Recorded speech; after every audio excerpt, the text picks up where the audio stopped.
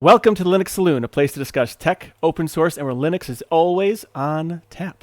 Each show will have a talk about a Linux project, such as a Linux distribution. Although we could do BSD, so if you want to do BSD, send it to suggestions at linuxsaloon.com. We'll call it BSD Saloon for the night or something like that. We also talk about desktop environments, applications, or chat about the news, anything that's in the community. Pretty much, if it's Linux, tech, or open source related, it's on the table for discussion. I'm Nate, a Linux fitness and vintage tech enthusiast with an almost unhealthy obsession with the Open SUSE project. And with me today, I got a fantastic panel. I got Zeb, Eris, Adam Grubbs, Colin, Shykle is back, or maybe I should say Alan Diggs. I don't know what you want me to call you. Jinda and Ulfnick. Welcome, everybody. So glad to have you. Howdy. And hopefully, fun to be back. It's great to have you. You are so welcome to be here. So hopefully my audio is coming through fine. I've been messing with the filters and everything else, and I learned today, actually not just today, but I determined in this past week that I need to take the time to probably get some actual professional equipment for gates and filters and things like that, rather than roll the dice with a new update where easy effects are not so easy anymore. So I apologize for the sound problems last week and the week before. Be sure to do the straw poll. Our good friend Eris has been doing these straw polls, and if you want to take the time to do them, even if you haven't done, checked out VeraCrypt or VIM, doesn't matter. Check out the straw poll. Vote for Tux Penguin. If nothing else, is vote for Tux Penguin. That's fun right there. I'm not trying to put the thumb on the scale, so I apologize, Eris, if I just screwed up your straw poll. So on the docket for today, we are going to be talking about VIM and VeraCrypt, of course. Check out the straw poll, see what's on the tap for next week. Probably do some housekeeping, then do our last call. But first, what have you been doing in tech? Now, Shykle hasn't been here in a while, and so I've been wondering, what's he doing? What are you doing? No pressure. No pressure at all. Well, you talk so well, so I think you'll be fine. Yeah, I'll be smooth with it. I've been digging into smartphone camera stuff for a few months now, a little over 7 months, I guess, and that's been like the bulk of my life. But I've also been tinkering with my Mac and running Fedora on it. It's an M1 Mac, and the Asahi project has been hard at work with GPU drivers and making all that stuff work. So we have 3D acceleration now, and I can run the GNOME desktop at more than 30 FPS. That's fantastic. So, yeah, things are good. I mean, the GNOME desktop doesn't generally get more than like 40 anyway, but but it's it's all right. Was that a slight? I know, it feels weird, right? I normally don't do that. No, I think 40 is reasonable. You know what? No, yeah. Yeah, I think 30 is reasonable too, unless the human eye can't see more than that, I've heard. So yeah, I think when it's more than that, I think you're just wasting something. Raster lines. It's I don't know. Extra energy or something. Yeah. I don't know. It can make you dizzy too, I think, with all those animations. But yeah, no. I've been messing around with a lot of that. I've been, sort of lurking in the sidelines, mostly just doing stuff on the server, to be honest with you. But yeah, smartphone cameras. I've posted a whole bunch of pictures on Twitter of flowers that I've not put the hard work into growing. I've just stolen the credit by taking pictures. So that's out there for everybody to see, really. Very cool.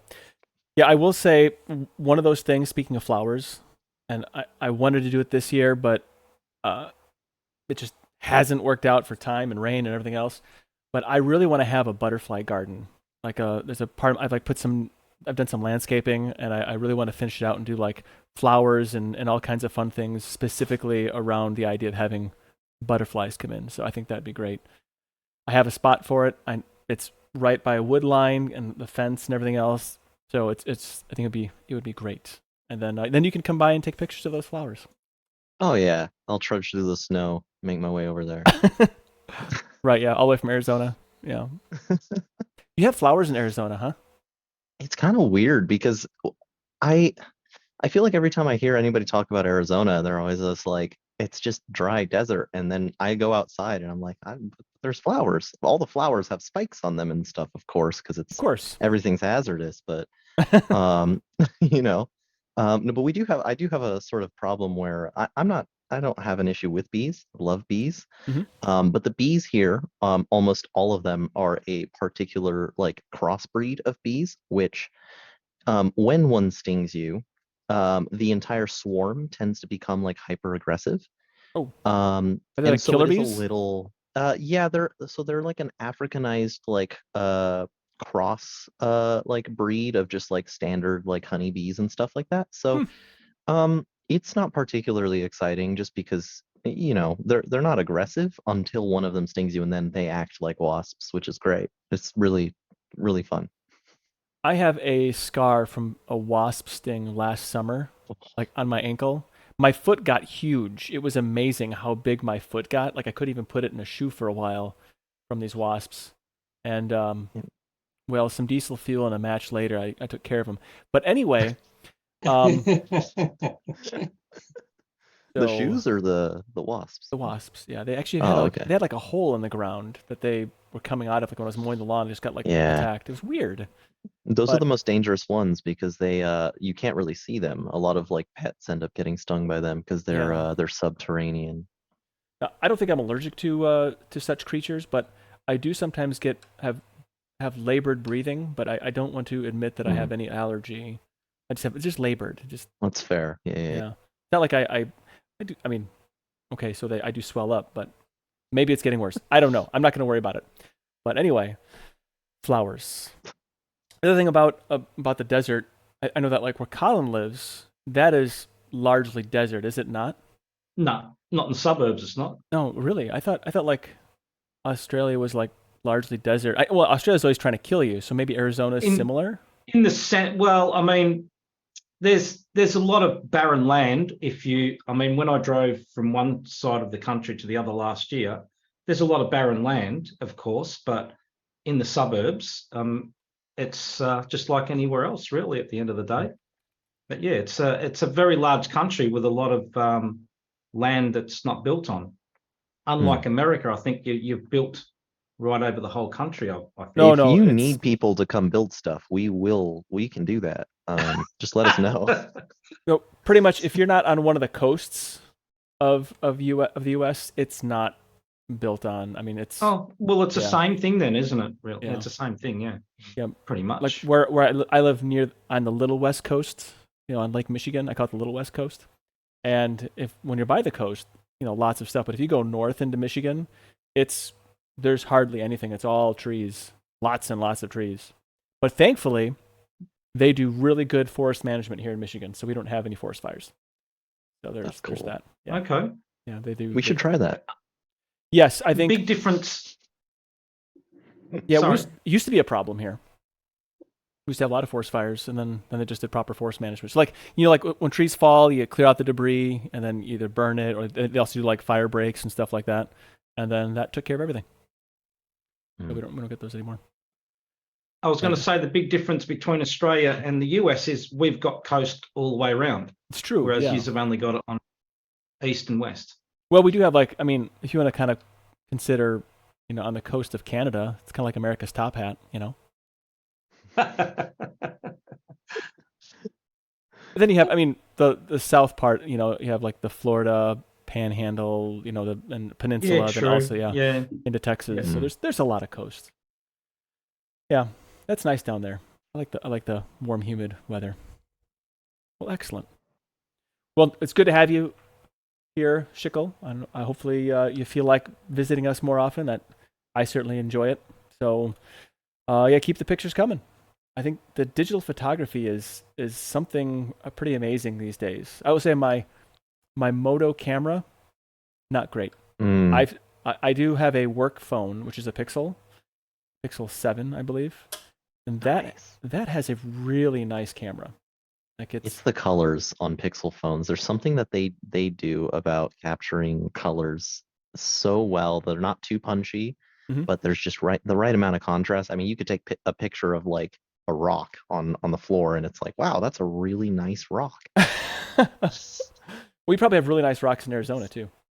We do. One of them is like a mile deep, and people come and see it all year round. It's pretty cool. Can you? Yeah. How do you know it's a mile deep? I'm just. I don't actually know what the measure. Like Grand Canyon's like, I don't. Oh. Maybe it's not a mile deep. Maybe it's like half a mile deep. Okay. Maybe this will sound kind of mean, but I went once and it was underwhelming. Not to knock on a national treasure, but the Grand Canyon is really hyped up. But when you get there, it's just a big hill that you suddenly ends, and there's nothing there. So Don't you go down the hills on a mule? You go down the hills on a mule. Nate hasn't made the purchase on the That's mule right. yet. I haven't done that. I didn't even know. Like, are there mule dealerships someplace? Like, how do you get a mule? Test drive them? I didn't even understand how all that works. That's actually a good question. Yeah, I'm sure at one time there was mule dealerships. So I was gonna say I've been to the Grand Canyon, by kind of where the Hoover Dam is. You know where they kept Megatron. You know that. Yeah. And I went to the and looked down, and actually I think my heart skipped a beat a few times. Like I was just like, oh my gosh, this is. But I don't know if maybe it's different by Arizona than where it is over there. Like it's literally like an amazing canyon. Like if I slip, like that's it. There's no so Maybe have fun on your way gone down. further away from the gift shop. Maybe that was my problem. That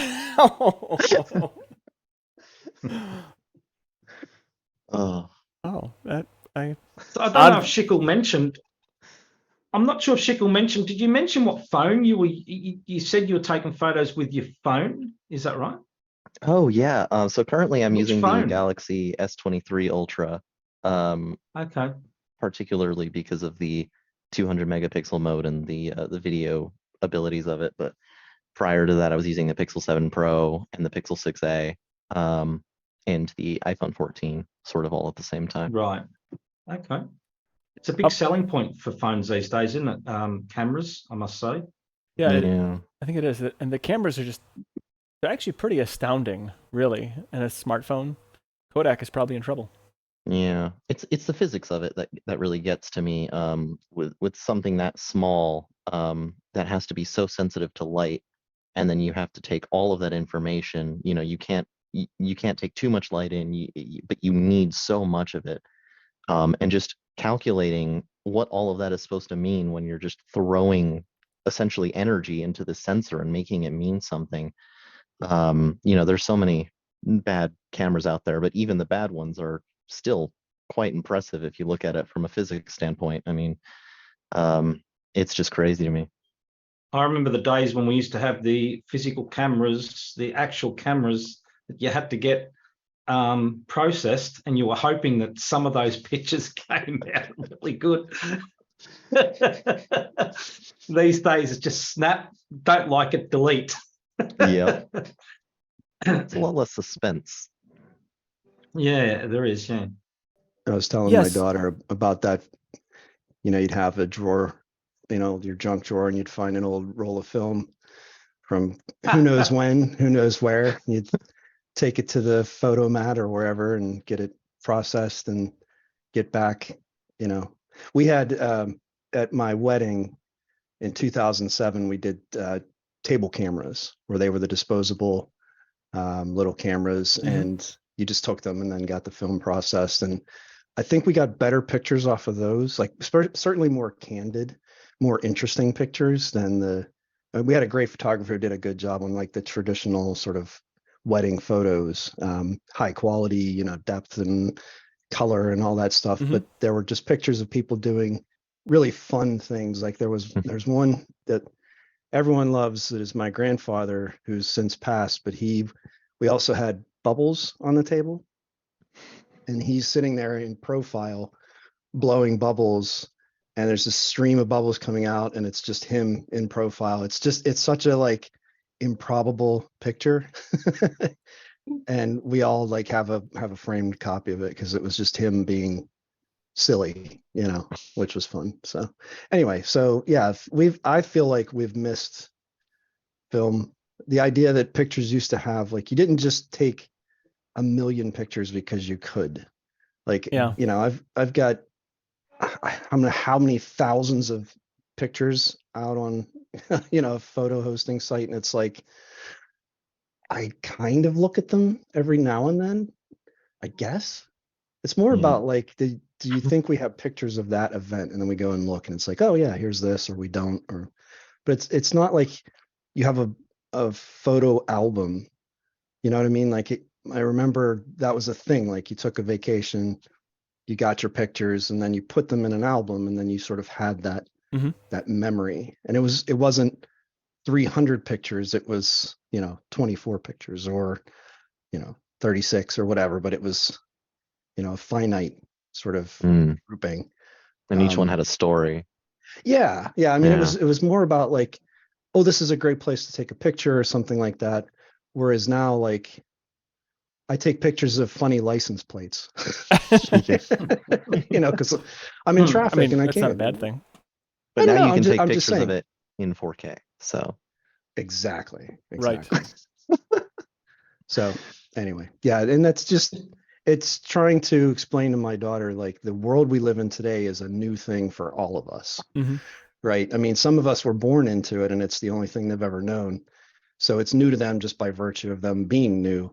But all of us are sort of in this grand experiment of the internet and social media and being connected in ways that we never were. And I don't envy young people. I think it'd be very difficult personally to have that amount of connection with other people when I was young. I think it would probably distort reality a little bit.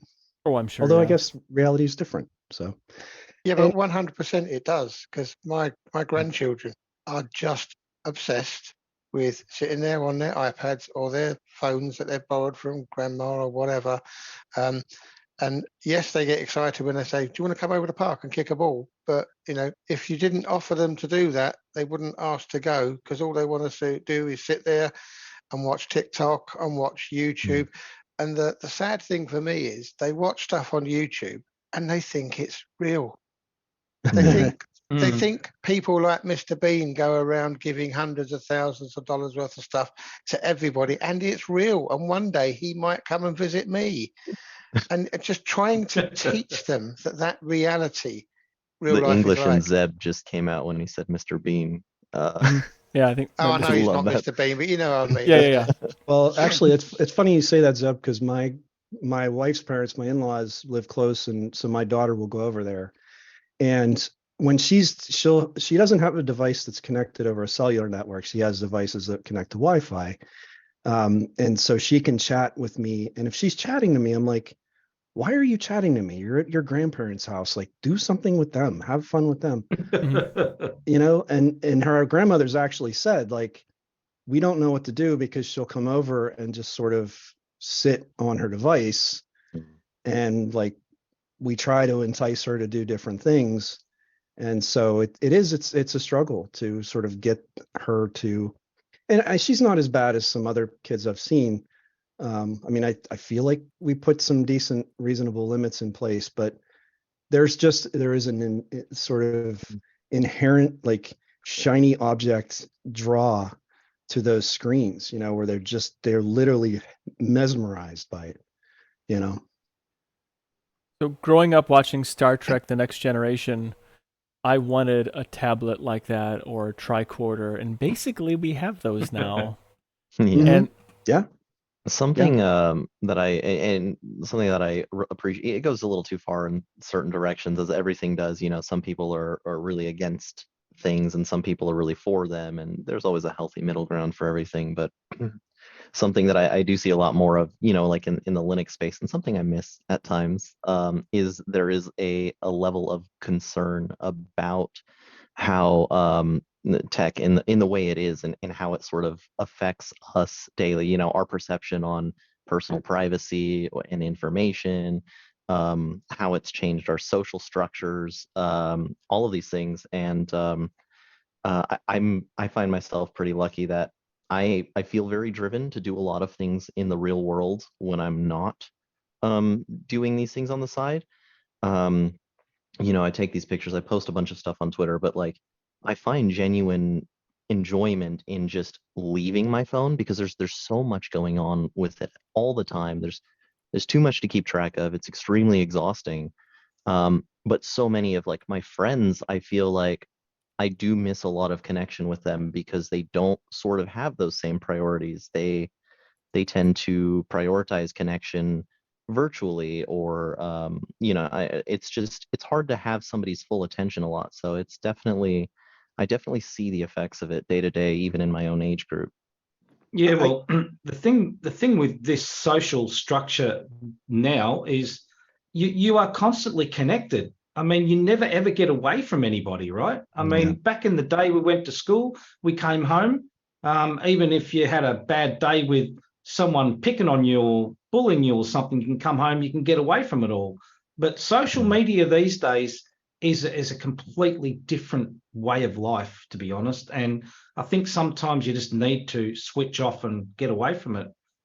Yeah. Really? Yeah, that would have been a big problem for me, I think, too. I mean, not that I was necessarily bullied. I mean, I was, but as much, I think, as any other normal kid was. But I think it would just be that, school was a place. It was a thing. It's like how work is as well now for a lot of people who work remotely. Like, work is a place, it's an activity, it's an entire sort of mindset. You go there, you do that thing, and then you leave.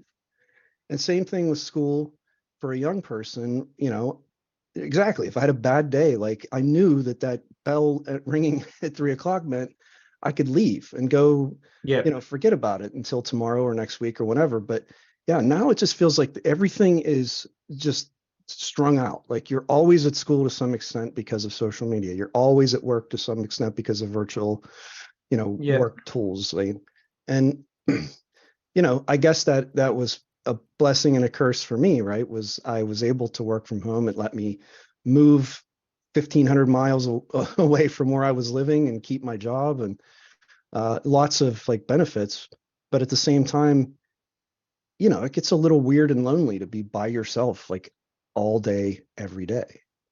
Even if you are talking on the phone, even if you are occasionally video chatting with someone, and you have your family, but it does get just a little strange. And I also don't think, one of the things I noticed was that in office relationships were very different from a virtual one, where if I was in a meeting at the office, I had a completely different experience than I did listening on a conference call to that same meeting. There's just so much interpersonal stuff that happens that and being friends with all of you, right? I'm friends with all of you and have spent literally years, talking to all of you.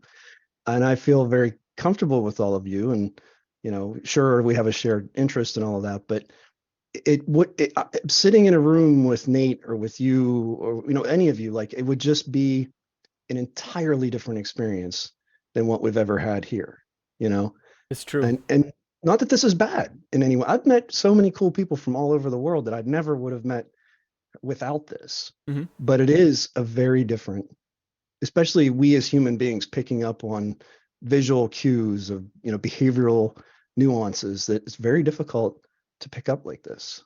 Also, in person, you won't tell me that you're muted. So I won't just start talking. I think we still would. That would be weird. Yeah, but I think you're 100% right, Eric, because I'm one of the fortunate few who've had the experience to talk to a number of people for a number of years. And then I got to go to America and meet them. And it was a whole new level experience again. We all talk about Michael being tall, but you don't realize how tall he is until you stand next to him, or until you see him standing next to Ryan or Rocco, or who, and the other people that I met there, and at meeting Adam and Nate and loads of other people, and not Nate, but there was another Nate there. And it was just, no. There's never a better Nate.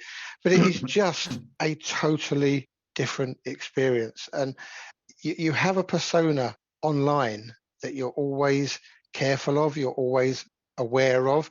But then, when you meet somebody in the flesh, you catch those quirky little moments that they don't allow to come out on screen. And it is just so much nicer speaking in person. But I'm glad for the internet. Otherwise, I would never have met you guys. So in those regards, Yes. it is an awesome tool. Yeah, Very true. I agree.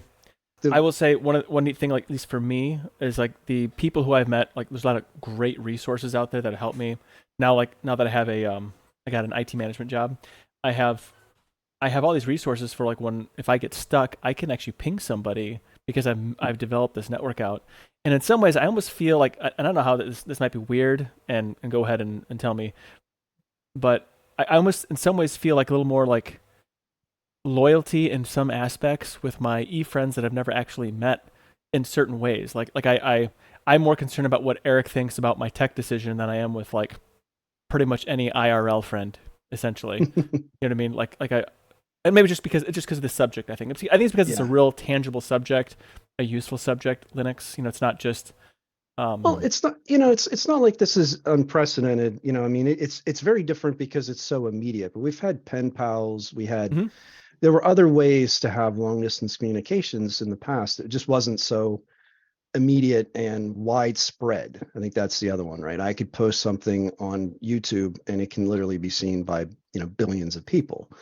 That's a very different take on that. But the idea of trying to understand, like, texting versus speaking, and how do I take an email, a text of a message versus the spoken word, and then video on top of it. I think we do our best to try to fill in those gaps, where we try to add in, like, what was the intent here, that sort of thing.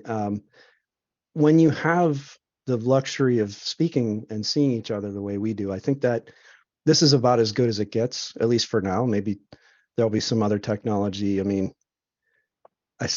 virtual reality is still, I think, the metaverse and all that stuff. I think that's a long way away from being something that's captivating and real. I could be wrong there, but I think for now, this is probably the best we can get. And I love the idea. I mean, Zeb was able to meet with people in person, and hopefully we get back to that world where we can organize things and go to conferences or just meetups or whatever and see people. It is the missing piece of the puzzle for a lot of the relationships I've formed, just to be able to sit and have a meal with someone. And you're absolutely right, Zeb, to just catch those, little things about a person that you will never, ever figure out online. Anyway, I don't have any idea how we got down this path, but that. No, I was only going to say, but one thing from what you were talking about there, Eric, about all this communications, be honest with each other and with yourselves. How many people now can actually sit down and physically write a legible letter, and you would enjoy seeing your handwriting? Not me, brother. Well, that's Not brilliant, me. Alan, because the way I write now is like spiderweb, and it's horrible. And I'm going to teach myself again calligraphy and get myself some proper pens, and because it's a lost art. And I think the other thing that happens with miscommunication is text speak. You shorten stuff down, you forget punctuations, you forget how to abbreviate a paragraph. And half the times when I was working, I was sitting there reading an email, and it took me 10 minutes to work out, well, actually, where did that person take a breath? Where should the comma have been? Why am I looking at 24 lines of continuous text with no full stops or anything? And then trying to decipher what they actually said and how they said it. It's a lost art of actually writing properly. I pride myself in even how I text, because I do use a lot of punctuation and I use commas, because when I type the way that I feel like I would talk. So those pauses, those spaces, those things matter in how I speak, because those provide so much of the tone for what I'm setting. And not having that, and I read it, I'm just like, I don't even know what I'm saying. What am I trying to say here? Yeah, and that's the thing that people miss, and it's so basic. If when you're talking you pause, it's a comma. It gets confusing when you have to use semicolons and colons and all that sort of nonsense. But as long as you can try and think about where you put the commas, and if you stop to think about something, put a full stop and start another sentence. But they don't. They just go blathering on, and it's like a wall of text. I agree with Zed, to be honest, because I write a lot of emails at work where you're dealing with people you don't know, customers and things like that. So you sort of want to make yourself sound professional.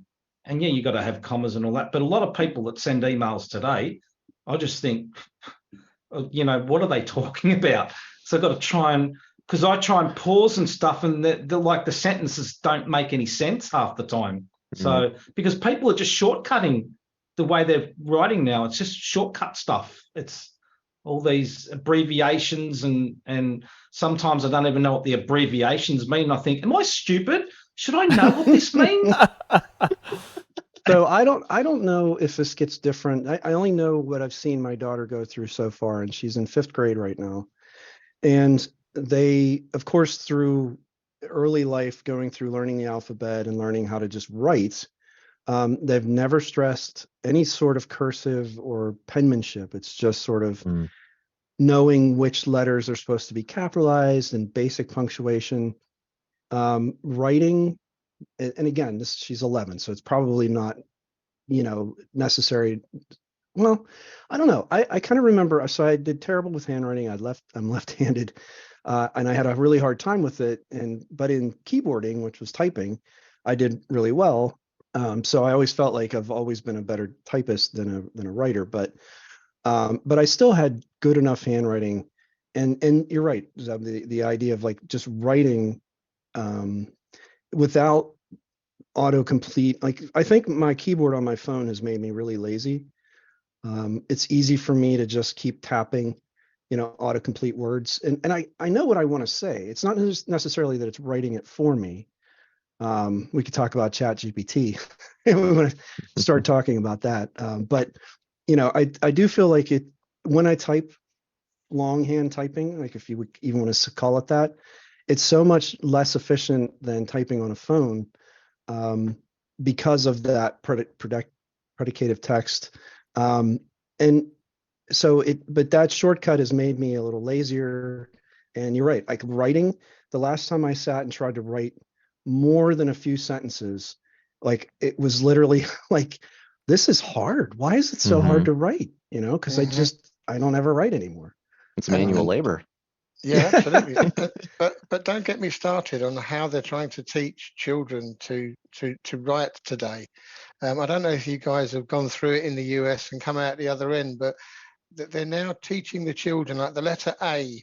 You start off with a tail at the bottom, come up to the top, draw the A, and then draw a tail at the end. Where did an A ever start with a tail at the front? You start at the top. You draw the half circle, you go up and down with a little tail. But because now every single word and letter they want the kids to write starts with a tail, so that when you join them up, all the tails join together.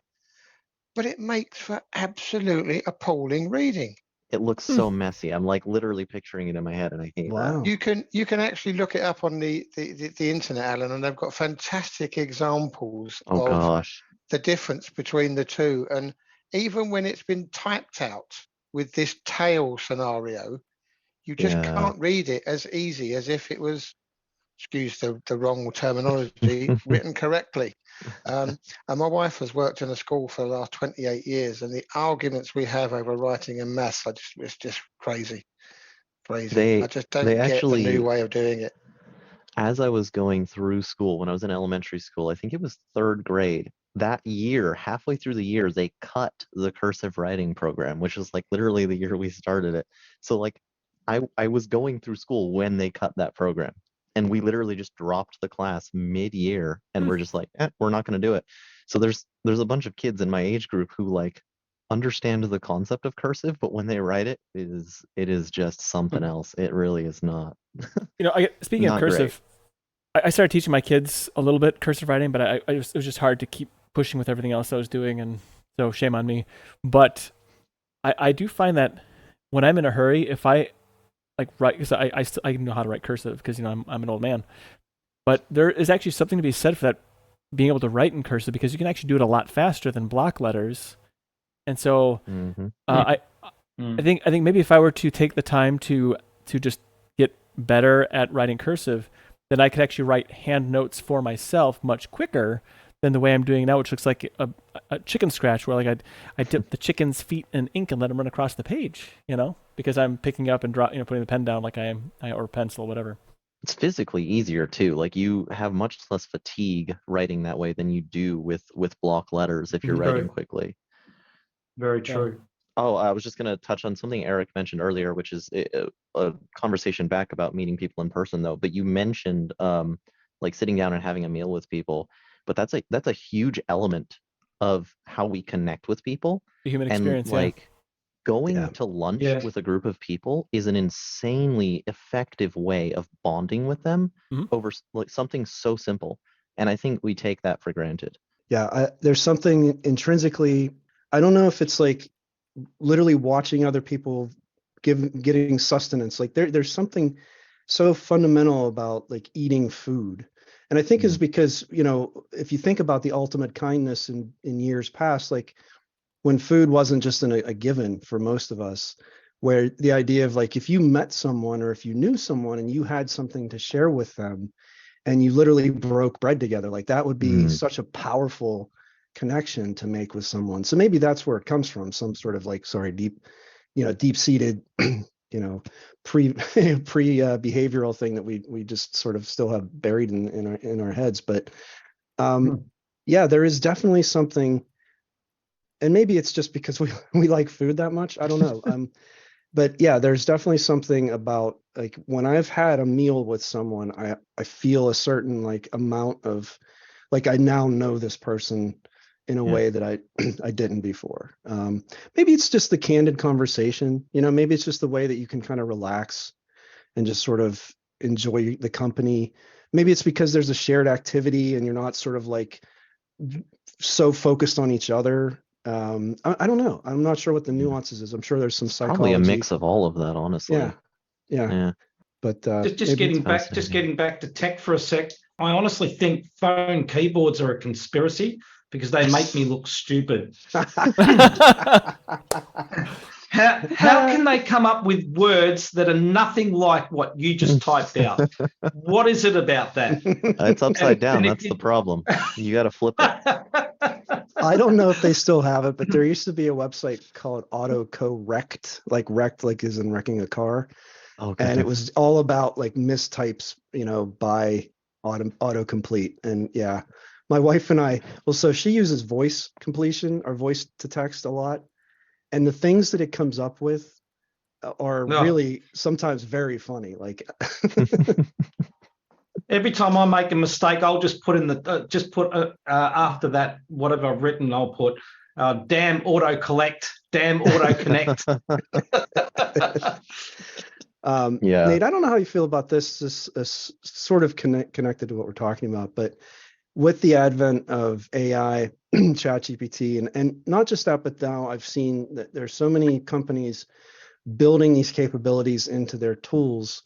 And it's something I saw the other day where they were very brazenly, overtly talking about having it write blog posts for you. Like you just basically give it a couple keywords and like tell it, I want a blog post about, the 5 most important things whenever I go like hang gliding. I don't know. And, and it writes a whole thing and, and I'm like, what is the point of even creating that content if you aren't willing? Like we're sitting here talking about writing, right? The idea that you would sit and actually write an article, and Nate, writes articles, and a lot of people I think still are invested in long form, writing like that. And the idea that something like ChatGPT just says, here's your 700 word essay or a blog article on, whatever X topic, it seems really lazy and very disingenuous. I think what gets me most about it is that the entire structure of these language models is based on pulling information from the internet. Like it's just a huge database of information. Yeah. And then you ask it to produce information based off of that information. So everything it's just feeding itself nonsense. And at what point does all of the nonsense that it creates based on the stuff it's using turn into less useful nonsense? Yeah. Like what is the use for us? I almost want like an extension for Firefox that's going to tell me, the likelihood that what I'm reading was produced by AI versus a human being writing it.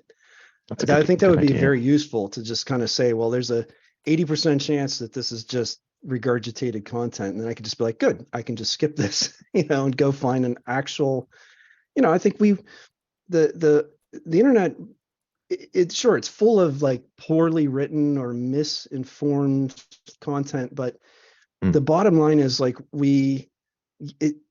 for better or for worse, things like Google and the internet have given us access to such a wide amount of information, like basically all of human knowledge to an extent, right? And like the idea that we can look things up and learn and have access to this huge body of information that you have to assume, at least to this point, has been mostly created by human beings. And again, it doesn't necessarily mean that it was like high quality, but at least somebody took the time to write it. And now the idea that like it just gets spit out there.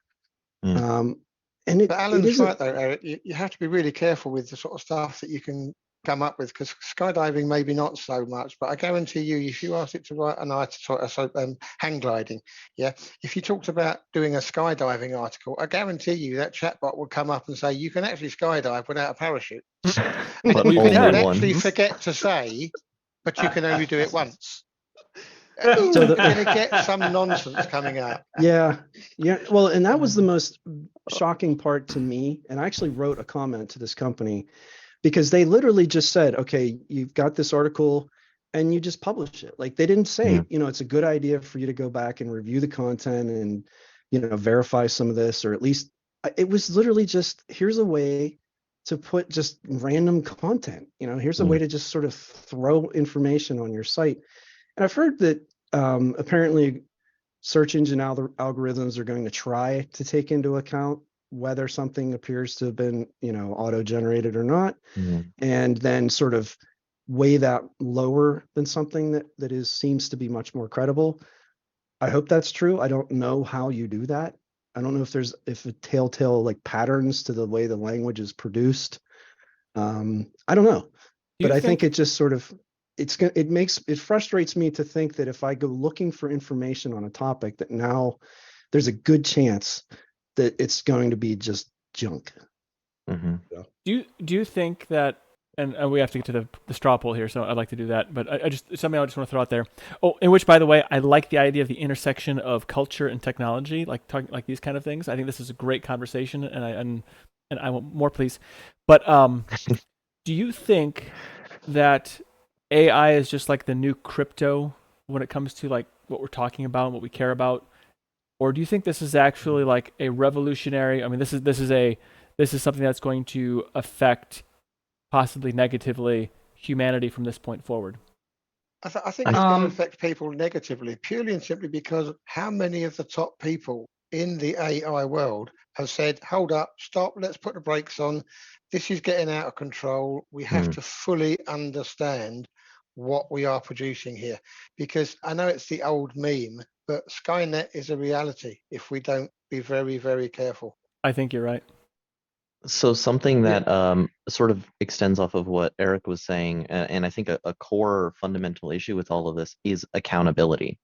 When something goes wrong, when you produce something using this generative content, and I like the idea of AI. I like the idea of these uses for it in automating things or making more natural language production. Like I like the idea of it, but the problem is that the level of accountability and the level of understanding we have of how these things actually work is so small, but it's being applied in these very critical ways where people are naturally expected to just trust it. But why does it deserve that trust? Like that the question I have is like, why are you even certain you should trust it? Because you're not verifying this information. Even the companies who produce these language models, one of the fundamental issues is that when things sort of go wrong, like when ChatGPT is very confident about what it says, but it's actually just wrong and it just made that up, the problem is that we don't actually know why it does that. The things just don't line up, and it's like, hey, I can fill in the gaps here, but we don't understand how to fix that yet. But we just rely on it, and that's Right. madness to me. The other thing is that concerns me is you could be having a whole heap of people in this world becoming professionals at things they know nothing about. Right? Yeah. Yeah, you can definitely do a Yeah. big fake it till you make it. That's with the that, scary right? side of It's all true. of this, right? So hey, can I interject with something Absolutely. positive about this? Yes. It's like I'm hearing a lot of doom and gloom, and I gotta be honest with you guys. This stuff has changed my life straight up in a good way. I had a really, really busy week this week at work, and a lot of my success this week and a lot of the productivity that I had this week was from things like GitHub Copilot and ChatGPT helping me with my work. There were many times where I got stuck, where I had an error I didn't understand. I looked at the forums, there was like conflicting information, and I consulted these AI tools, and they helped me, and it fixed it, and I got on with my life. And like I didn't have to go bothering somebody at work who were all in training and all in meetings. I didn't have to go just scouring the internet to find who's right on Stack Exchange because there's like 5 different answers. And I was able to get work done at a rate that I never could before. It helps me with writing boilerplate code that would otherwise just be me typing and typing. I had a separate document that had a bunch of values that I needed to put into code, and I began to write the code, and Copilot was like, hey, I see this other thing is open. I'm just going to autofill all this stuff. And it did. I basically wrote a whole sheet of variables with my tab key. And That's like, pretty nice. that is really amazing. Like, and you could say, oh, that's going to replace developers. It's going to replace your job. It's not, because it's not replacing me. It's helping me. And so, sure, we can talk about the doom and gloom all day long. There's definitely talk about that. But I can tell you from personal experience, these tools have helped me immensely. And that's important to know. I think that, so I think what we're seeing right now, and someone mentioned crypto was that huge hype cycle, right? Everything was going to be blockchain the entire world, and then it came way back down. And now we find that blockchain is marginally useful for certain certain applications. And right now, the AI, generative AI is like way high in that hype cycle, right? So high in all the expectations. Every piece of software that has any sort of like generative component to it is getting it added in just to throw it at the wall and let's see what sticks. And I think there will absolutely be benefits to it. This is what I've been waiting for. Like if you use Google Assistant or Siri or any of the so-called digital assistants that are really absolutely terrible at what they do, like asking a question to Google Assistant about like the most basic thing, and it gets it wrong almost every time. And you think, what is the point of this? It's so bad. Why? It's 2023. How is this so bad? And it's now this next generation of AI is what's going to solve that. That's going to help me personally. I really appreciate that. But that's going to be a very specific application of it. Whereas right now, I think we're so uncertain about what it is, what it does, how it's going to help us, how it's going to hurt us. And yeah, I love the idea that someone like Adam, who's a trained professional, can take these tools. Whoa. And be careful about that trained professional thing with Adam. Professional what? Body trained. I love hearing that he's able to take something that is so directly beneficial that saves him. I'm not a developer, but I've done enough programming to know how just tedious and awful it is to type out all of that stuff. It really is. And even just autocomplete, starting with the skeleton of a file where at least gives you the structure, like any little leg up you can get. So Copilot is genius, right? Yeah, the idea that in those situations though, they are a fantastic tool. But if you don't know the basics, how confident would Adam have been that what he had produced was correct? He knew it was correct, and it just saved him a lot of time looking it up and typing it out. But if he didn't have the knowledge he already has, what sort of rabbit hole could that have taken him down? And that's where I think Right. the danger lies. But as a tool, I've seen people do it. I've sat there and watched Martin Wimpress on his little Twitch programs, and the guy just is amazing, where he's jumping from 4 or 5 different screens using all of these tools, and at the end of it he goes commit, and it fails because he got this wrong. He goes back and he does another one and it works. But that would have taken him maybe 4 or 5 hours in the old days, and he gets it done in like 20-minute stream. It's incredibly Right. good. So in regards to people not knowing what they're looking at, all I see is that something like Copilot or ChatGPT for coding purposes is simply a faster search engine than finding things on Stack Overflow and Stack Exchange. That's really it. Because you can Gotcha. go and look on there and end up with the wrong answer too. The only difference is what's the difference between going on Stack Exchange and getting the wrong answer and getting it wrong answer out of Copilot? About 30 minutes. That's a good point, because one time I do recall using Stack Exchange and finding a pretty confident answer on how to like batch rename like a bunch of things that I had. And I batch renamed my entire home directory and everything within it into random characters. So That's beautiful.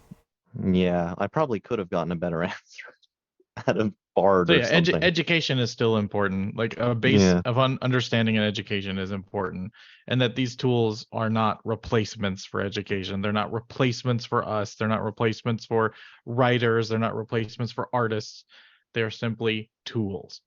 They simply are things that exist that can make the mundane things that we have to do Right. easier. Or in the case of things like AI art, if I generate a picture, it's like, hey, I like the gist of how this is going. It's an inspiration for me to create something else, or maybe it's a scaffolding for me to build on, or it's not replacing me as an artist. It's not replacing me as a developer. And I know that people really worry about that. And then the tools as they are now are not that. What they are in the future, we'll find out. I'm taking these things for what they are now, not what they could be. Yeah. To me, it kind of feels like everybody's now getting this personal assistant, and if you're a good boss, you know, you'll work as a team with your assistant. But if you're a bad boss, you'll have them do literally everything, and you want to check their work, which is not a good idea because they're assistant. They're, you know, they don't know as much as you. So I think probably ways in which there's a strong environment of meritocracy where the people who use it well will be able to rise to the top, and the people who use it poorly, you'll be less likely to run into them. That's going to be something I think everyone's going to need to negotiate in ways that they're able to find the people who do the good work. Absolutely, because if you have an engineer or a designer or somebody who can lean on these tools and get work done faster and more efficiently, they're a more valuable employee. They're a more valuable person. And if they're not leaning on these tools and they're insisting like, oh, I'm still going to hammer and chisel my code into a clay tablet, sorry, man, you're going to have a hard time. Yeah, I definitely see a lot of the benefit and value. I definitely would like to see, from like an organizational standpoint, on the development side of these things, a lot more focus on accuracy and accountability, just because I do think that right now it is very useful, but that is not a huge priority in a lot of the sense. So I think it's, you know, that you have like the good parts of it, you've got the negative parts of it, but right. But we're not even at like the iPhone 3G, like the iPhone 3GS stage of AI, right? Like it's only been a couple models come out. Like that's fair. Compare, you know, something now to then, right? It's still very early, and all these lessons are being talked about. All these things are being discussed, and like that's ultimately the difference. People, we may not see it. It's really easy to get caught up in the doom and gloom of AI. It's really easy to get caught up in the hype too. And just the reality is there are people thinking of the ethical ramifications of this behind the scenes. It's just, that's kind of a hard thing to write it's kind of hard to write a buzzword article about good ethics in AI when all people want to read is Skynet and, you know, it's going to replace my job.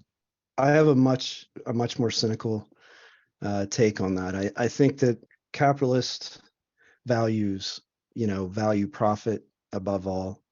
Ethics have a place, I guess, but ultimately, this technology is going to be used to maximize profit, and that isn't always going to square up with, happy employees, or is this going to be a technology that benefits, mankind in a very sort of general positive way, lifting everybody, or is it going to be the sort of thing that, is basically controlled and leveraged by, the people who can afford to, or We'll find out. Yeah, I mean, I think the sort of dangerous situation we're in, ever since sort of the tech revolution, has been that governments don't have the knowledge to really understand how any of this works. And so when we talk about ethics, doing the right thing, we're basically hoping that capitalist companies, who have very different ideas of what ethics mean than I think what you would typically sort of think of that in a traditional sense. They are But the Eric, ones. if you think about it, let's go back to the old days of car manufacturing. How evil did everybody think the production line was going to be when you took away each individual person working on that bit of the car and putting it all together and all the rest of it, to having rows of people just sitting on the production line, grabbing the bit, bolting it on, and it moves on to the next person. To a limited extent, that is what AI was back in the day, yeah? And we managed to overcome that. Okay, not in a good way, because the rich people still got richer and the poor people still got poorer, Right. but it's the same sort of thing. And if we've got through it before, I hope that we can get through it again. I don't disagree with that sentiment. I guess to me, the divide here is that the knowledge gap between technologists and people who are building these technologies and any random government official is usually so far that it isn't even like they understand the most basic constructs of what are being discussed. And that's all that I really wonder is, like, with all of these things going so quickly, so rapidly, like, okay, cryptocurrency was supposed to be the promise, right? Decentralized currency, untraceable, so it was more anonymous, safer for people, more convenient to use, like all of these things. And what's actually happened is really kind of far from that ideal. Maybe not by design, but the wrong people were able to leverage that, and a lot of bad things have come about because of the ability to pay the way and I'm not saying it's again, I'm a bit of a cynic. I just am. I see the potential for the negative, and unless someone says to me, well, this guardrail's in place and this is here and this is here, then I just have that kind of angst around something. Is it actually going to benefit us, or is it yet another way that it lets those already unbelievably wealthy companies and individuals continue to get even more wealthy? I don't know. Trust me, Eric, that's just turning into a grumpy old man, and I'm I know, already there. I know, I'm already I know. there. I think though it's not just companies. I know that we say, like, we're always worried about companies doing one thing or another, but I mean, I think any large organization that becomes corrupted by people with unscrupulous moral standards, and that doesn't have to be. It can be an educational institution. It can be a nonprofit, a company, a government, whatever. It's more than just companies that I'm worried about. I mean, like, most business owners I know, they want to increase profit, but not at the expense of their people, because they're accountable to people. And I think that if we lose sight of the fact that nothing on this earth matters without the human experience, then this is, the love of money is the root of all evil. And I think you can extend that to power too. And I think if you use any technology, you can use for good or for evil. And I think that there's a proclivity for a lot of people who are hungry for and thirst for power to use a technology against other people for their own gain. And that can be in any institution whatsoever. So I think it's what's for that? me. It's about how I learned to stop worrying and love the bomb. Yes, and you know what? That is a great movie. That's so good. Doctor It's an amazing Strangelove. movie, yeah. Oh my gosh. Okay, if you haven't watched Doctor Strangelove, probably now is a good time to watch it based on everything that's going on in the world. Watch it again. Just stop watching us. Just go Pause watch this. Yeah. Can I publicly thank Adam for giving me perspective? Because the other day I was having this same thought process in a chat with him, and he basically just said, you really shouldn't worry about all this because climate change will probably kill us before any of this anyway. I'm just like, you're absolutely right. Thank you, Adam. Good point. We probably all could have used AI this week to figure out how to use Vim, yeah? Yeah. That's a Nice good segue. Colin. And on that, Eris, you did a couple of straw polls, one on Vim and VIM Tutor. So it was, and then the other on VeraCrypt. How did those turn out? For VIM Tutor, 31% said not interested in this exploration. 19% said it is amazing. Config files are no longer a chore, but an opportunity. 19% said it is good. 13% said didn't have enough time, busy with work, busy with life. 13% said Tux Penguin.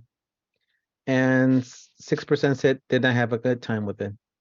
And I did get a response for the Vim poll, and it said, I thought Vim tutorials was watching some of DistroTube's videos. And that's funny. For the other poll, for VeraCrypt, I got 44% said not interested in this exploration. 13% said it's amazing. Nobody knows except me and VeraCrypt. 13% said it is good. 30% said didn't have enough time, busy with work, busy with life. 13% said Tux Penguin. And 6% said not interested in doing the explorations in general.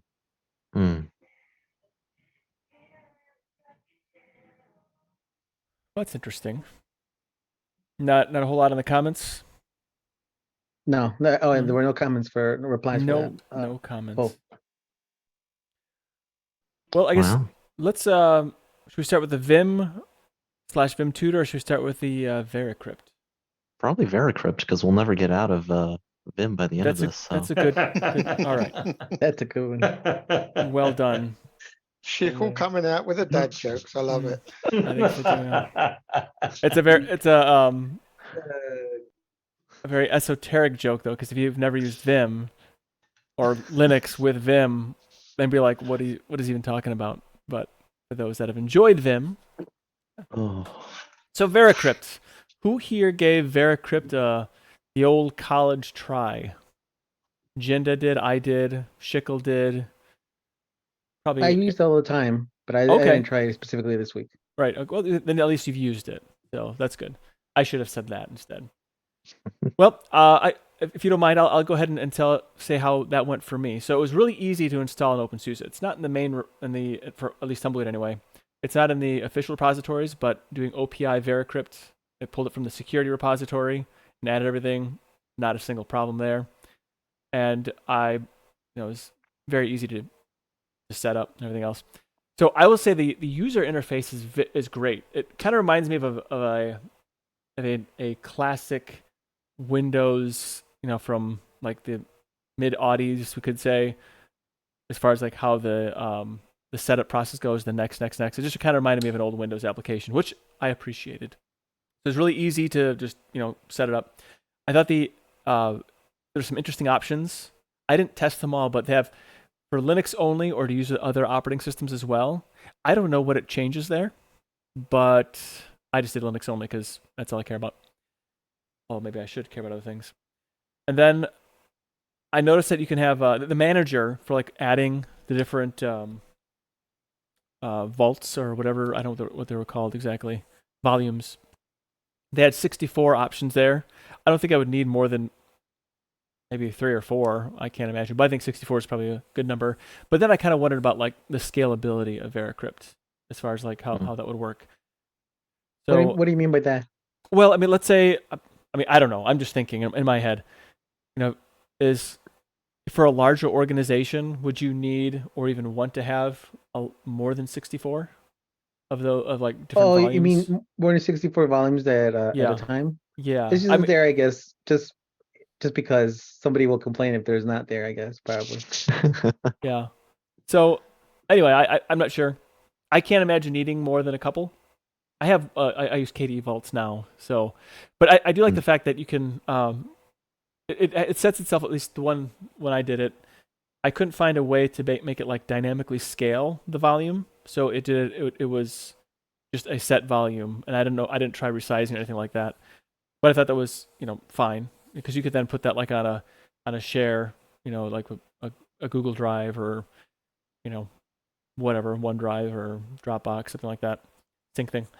And yeah, so it'd be a great way to like back up your files and your data to like maybe some sort of cloud hosting, like one of those what is it? I think Adam told me about one of these, like Glacier. Was that it that you were trying to sell me on, Adam, some time ago? I was not trying to sell you on it, but Well, yeah, I Amazon mean, S3 Glacier is an option. Yeah. When I say sell, I don't mean like actually having me buy it, but you were selling the idea of Glacier.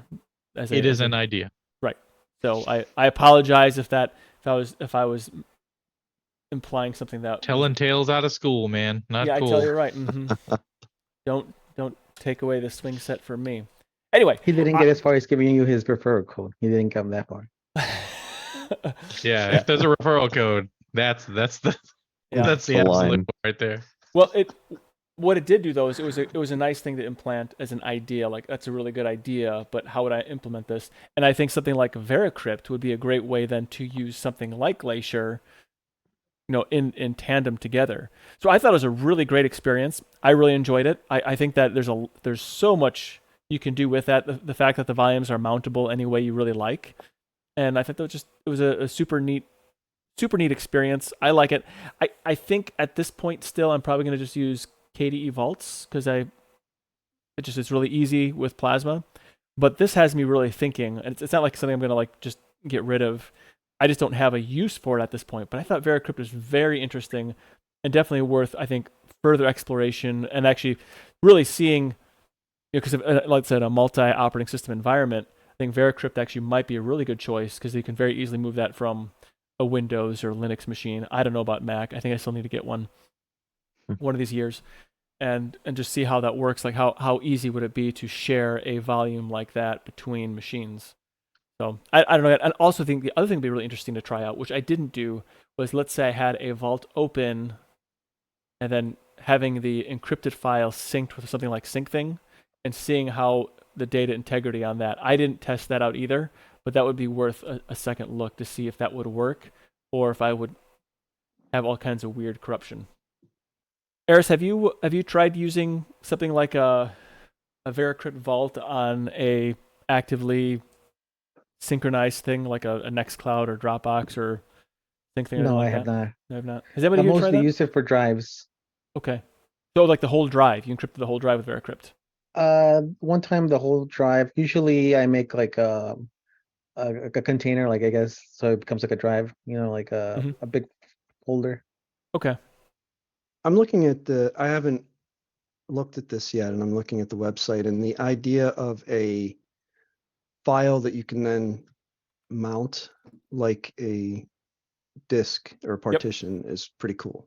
Yeah, it is. The way it works is it installs a driver, and it encodes and decodes the folder or the volume on the fly. So you don't actually like have to like wait for it to encrypt it and decrypt it. Once you just copy it over to as like a drive that's mounted, and then once you disconnect, it's done. It's been encrypted anyways. Yeah, that sounds very handy to have for like even just like your documents or something that like financial information, something that you really whole disk encryption kind of frightens me. Yes. I have not used it simply because I just feel like not keen on it. Well, what happens if it is possible that I forget the password or that I do something stupid and somehow mess up the partition, and then and maybe I'm just maybe that doesn't happen. Maybe it's much more robust than that. And also, I'm like, kind of, is it overkill to do that? I mean, is there any? Maybe not. I don't know. Again, I think you're 100% right, Eric. That's my single biggest fear, and I've always kept away from encrypting and decrypting stuff, because what if you do forget the key, or what if you misplace it, or what if somebody else gets hold of it? I mean, not so much that side of it, but and there's also other technology that does the same thing. I mean, for a long time, BTRFS scared me because it took over all of the drives and said, "Oh, there's a bit of space here, I'll have that. There's a bit of space here, I'll have that." And when you're doing this distro stuff, and when you're distro hopping as phonetically as I used to do, what happens if I create this crypt in KDE Neon, and then next week I'm in Endeavour? Can I reopen it in Endeavour just so long as I've got the key? How does that? And I've always kept away from it through fear of losing stuff that I wanted to keep safe, which is a bit crazy, because that's the whole point of using it, you're keeping it safe. Yeah, I hear you. I use we've spoken about KeyPassXC, not long ago, but I use KeyPassXC for putting all financial information in, because it's one password. But not only that, I have a physical book hidden away with all that stuff in it. So little notebooks, it's incredible. But but I have all that stuff written down with also the password to get into KeyPassXC in case I forget it. But at least it's only that minority of information that I'm dealing with, not my whole computer and everything else, right? So Colin, I feel more comfortable with that. Did you hear about the security scares though on KeyPass? Wasn't that the one that had loads and loads of stuff nicked or whatever? No, I haven't heard nothing. That was LastPass. Oh, that was LastPass. Yeah. Okay, cool. Yeah, KeyPass is local. So, Nate, I just had this is just a takeaway for us. I think it would be an interesting topic for us and I think maybe one of the podcasts I listened to may have just done this recently, which is why it's stuck in my head. But the idea of spouses and loved ones having to deal with our stuff if something were to happen to us. Like, how could they? My wife always says, she's like, what if your customers called me and wanted something? She's like, I have no idea what I would do. I'm like, well, I mean, I can give you my master password to, my password database. I can give you, like, there's some things I can do, but anyway, I think that might be a cool topic for something. I think that dovetailing in that with, like, I have no loved ones because nobody loves me.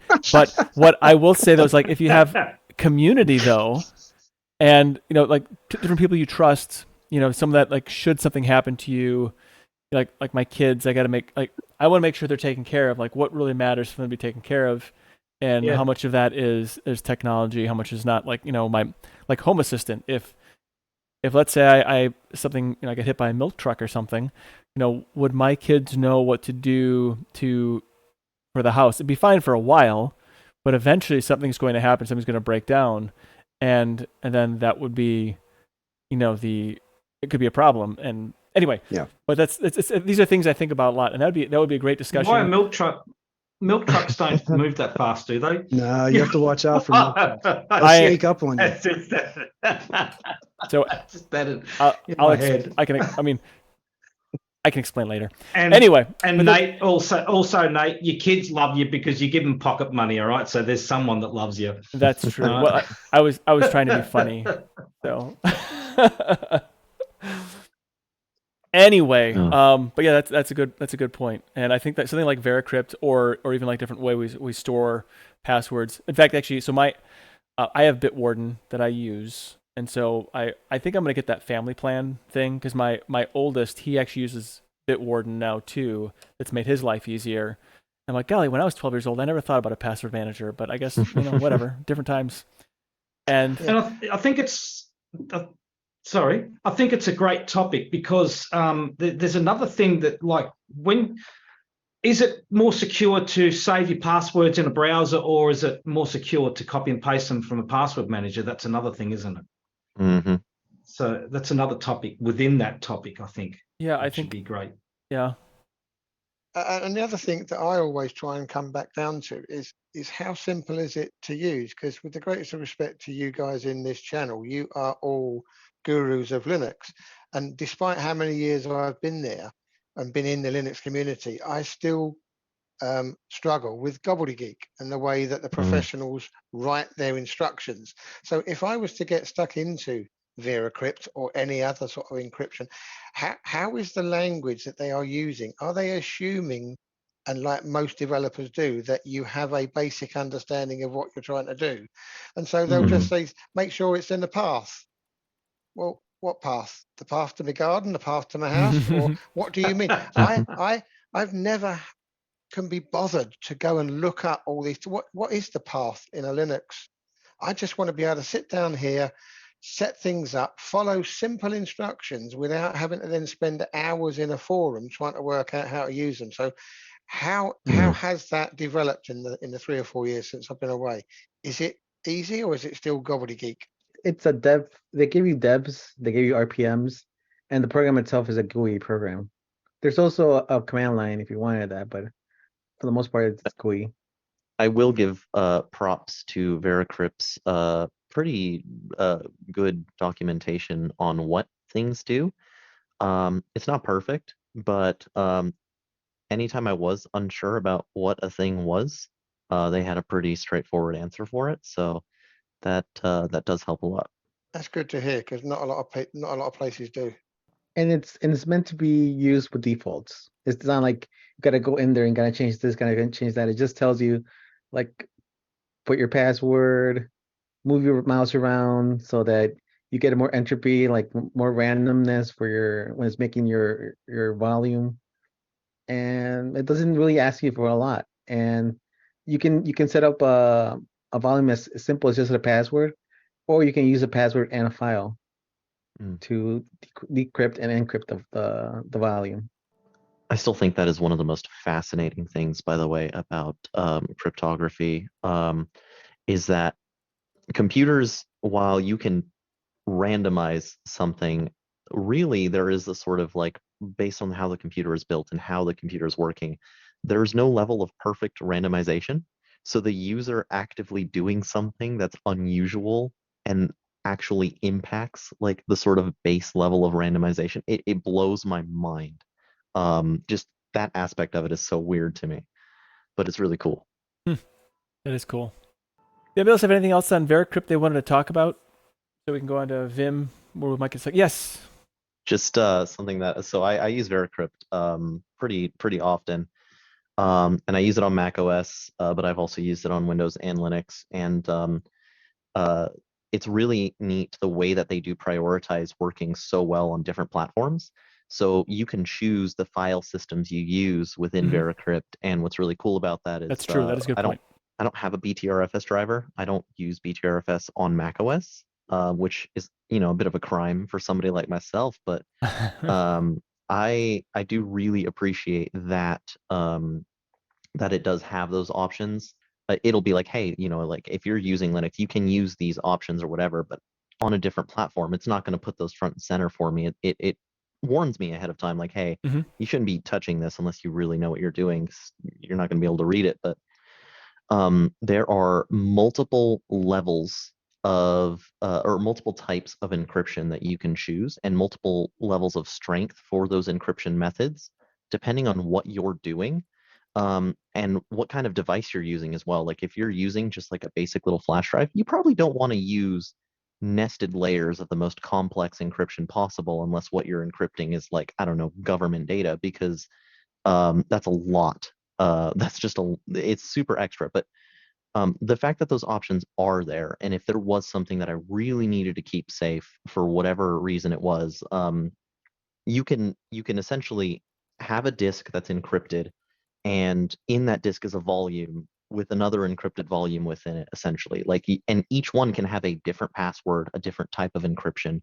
There is so much flexibility. So by default, it's really, really great for just set this up, whether you want just like a secret file that you can mount to protect your basic data, or whether it's a flash drive or whatever it is. But if you really need something much more serious, it does all of that, and it does all of that within a GUI. And I think that is what's most impressive about it, is so many of these tools that focus on security, they, you can have this, like, here's your basic options, but you do fall back to a terminal for more extreme stuff, right? But none of that was necessary here. It does everything. It really is very impressive. It is cool, and I think that the fact that also, I know they have, like, you can input your own keys as well as part of it. Yeah. So you can, I didn't try that, but I imagine you could probably, like, use a GPG key or something like that to further add another layer of swapping the ones and zeros. So that is That's very huge. cool, and there's a lot of things you can do with that. I mean, it's really very robust, and I do like the fact that they had all the different the file options too, the file system options. So all the file system options that I cared about were available, like, for me. So I saw, Butterfs. They had different EXTs, I think 2, 3, and 4. I didn't see XFS, but I did see the different FAT versions as well. So I thought that's fantastic, and that makes it truly a multi-platform system. Does anyone have any understanding of who's behind this and their motivations? And So VeraCrypt is based on TrueCrypt, and TrueCrypt was a program that was run around for quite some time, but then the developers left, and I guess they just said that they weren't that it wasn't safe or something, and that Windows now had BitLocker, and you should use that. Some people think there's a lot of conspiracy theories about it. Some people think that somebody approached them about the technology and they wanted to get, like, a back door in there, or maybe they just got tired of making the TrueCrypt. But the reason why I mentioned TrueCrypt is because TrueCrypt was audited. There was a campaign to audit the code, and it was the whole source code was audited, and VeraCrypt is based on TrueCrypt. It's a continuation of the code. And the people who make VeraCrypt are a security company, I think. Okay. A consulting company, something like that. French. Oh, how precious. I love cats.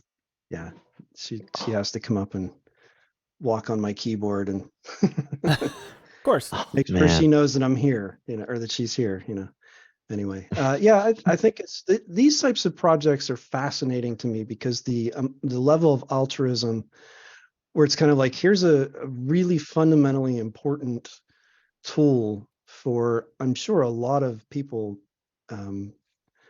feel, use this to great effect, because I mean, it's one of those sort of, like, if you have information that's really important that needs to be encrypted, like, unless you really understand what you're doing, like, a GUI like this makes life so much easier. And yeah, you could probably get yourself into trouble, but I think this probably makes it accessible to more people that can then put it to good use. So it just occurred to me when I was sitting here looking at this going, wow, this is really useful. I think I'm going to use it for myself. And then all of a sudden I'm like, well, who makes this? Yeah. That's a good question, actually. Yeah.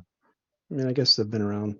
One feature that we didn't touch upon is that VeraCrypt has an ability to create a encrypted volume and then a secret encrypted volume underneath that. So Yeah. if you were ever forced to open your encrypted volume, you could open it and then still have a hidden encrypted volume that nobody will be able to tell that it was there. Anything with encryption, as far as we know. I will verify. If you closely inspect the size differences, you can sort of see a bit of a discrepancy. But you'd have to be specifically looking for that kind of thing. And even then, it's not. Yeah, but you can sort of see it on a hardware level. Like, this is how much capacity should be present. This is how much capacity is present, and then go from there. But And I think it does take. I think where Eric was going to go was, if anybody who was demanding that you open up your VeraCrypt would have that level of knowledge to find out about the stuff that's That's true. anyway. Yeah. Absolutely. Yeah.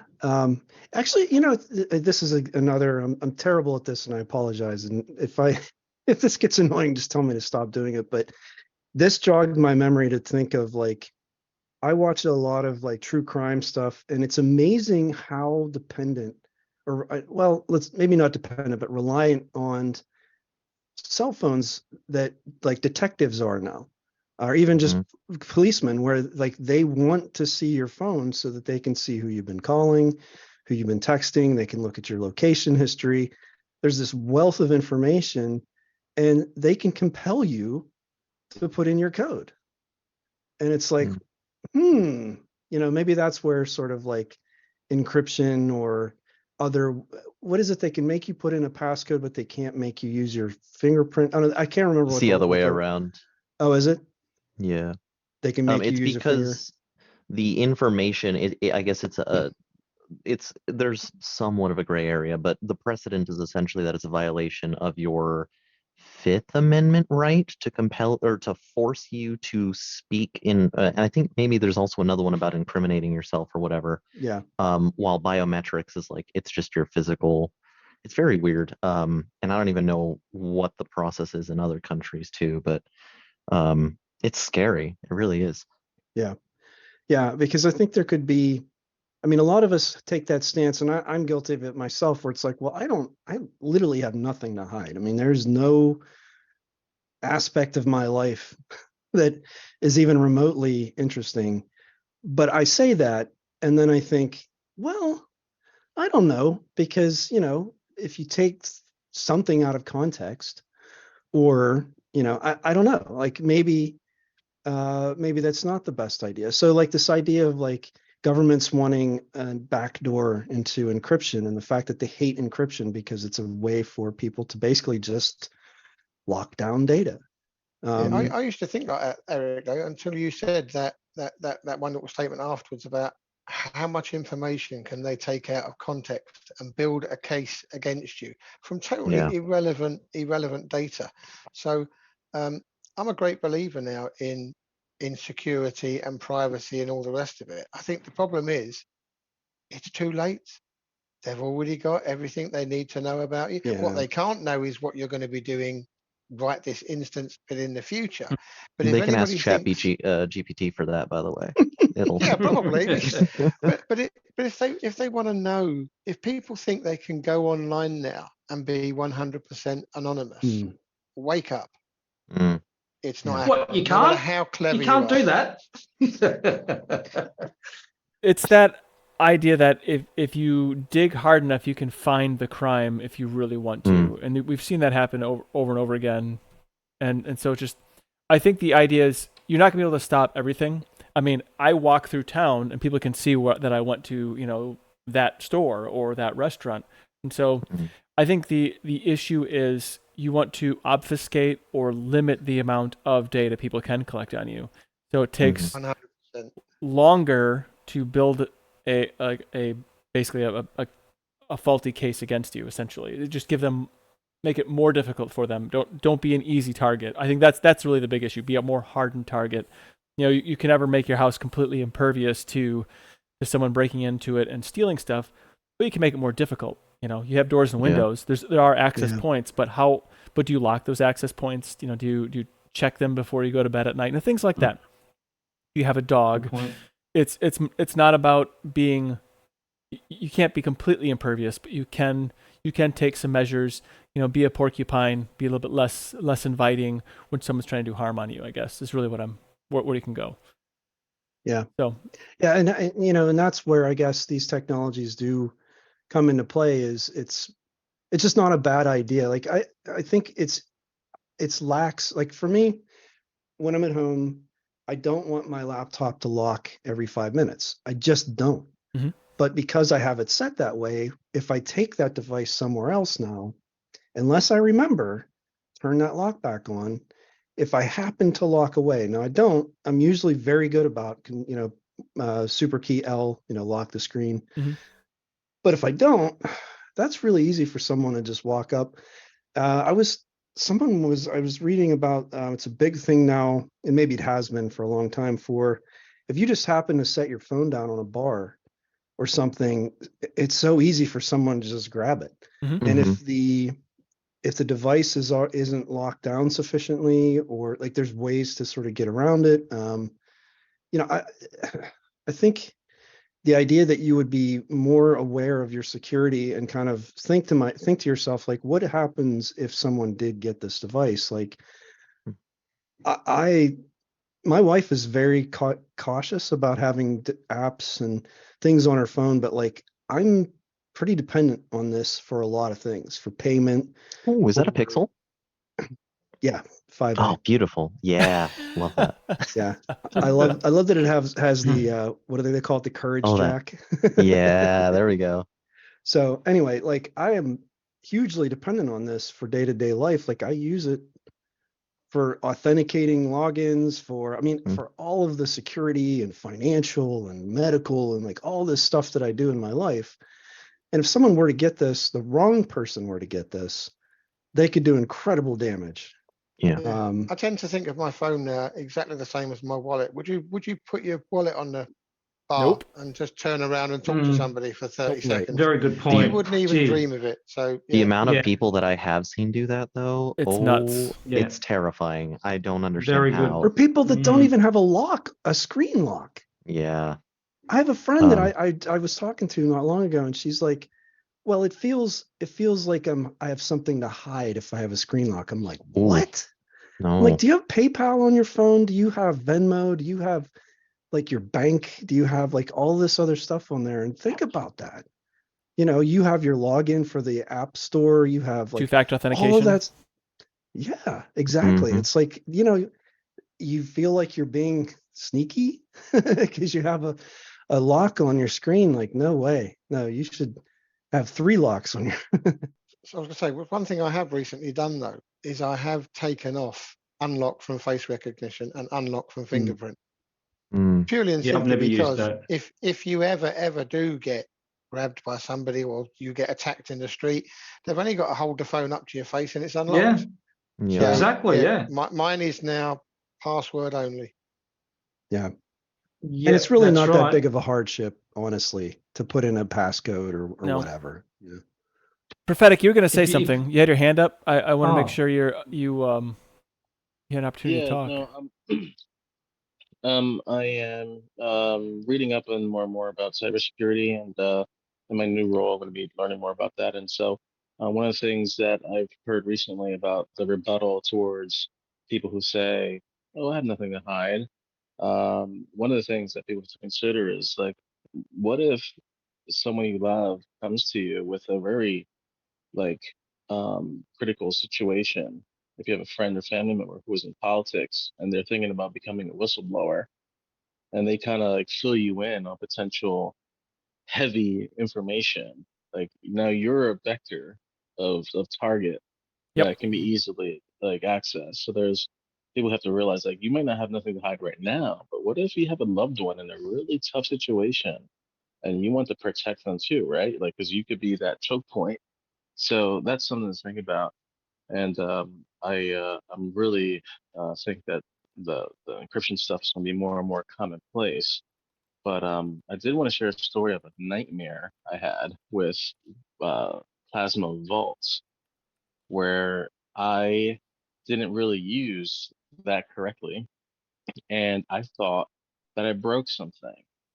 It turns out if you can in plasma vaults, at least back in like I think 1804 or maybe 1704, those days, if you put a file inside of a vault through like Dolphin, the file will open, but nothing will be there. So it's kind of like hidden behind the encryption rather. So it's like, cool, that makes sense. And I guess I didn't realize, I was still getting used to the product. And I put like a random file there or folder rather, because I was making like subfolders. And I didn't realize that I made a folder while the vault was closed. So every time I went to decrypt it, it gave me errors. And I didn't know why it was giving me errors. And so I spent weeks. I even reached out to Michael to know to see if I was like, I'll pay you to help me figure this out. Like someone needs to help me figure it out because I had a whole bunch of stuff in there that I couldn't get out.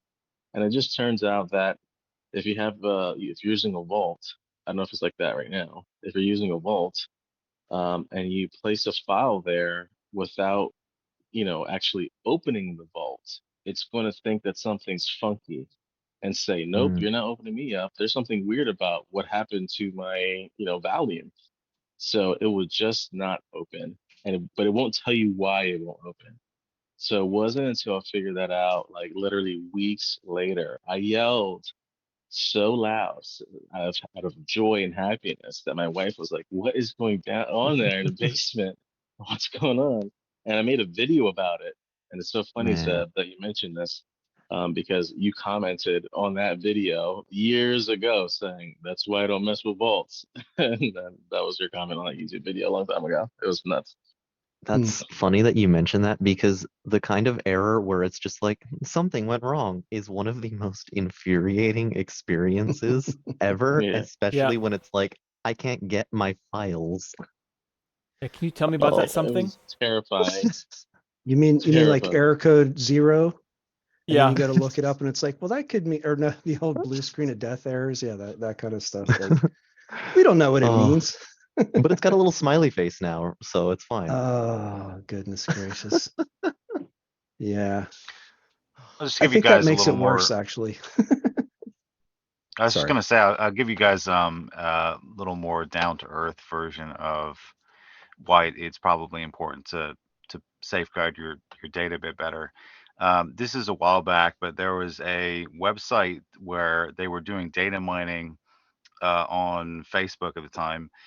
And basically, if you were going to hire a babysitter, you'd enter in their information and it would tell you as much as it could about them in summary, and then show examples of the worst things that they've said on Facebook.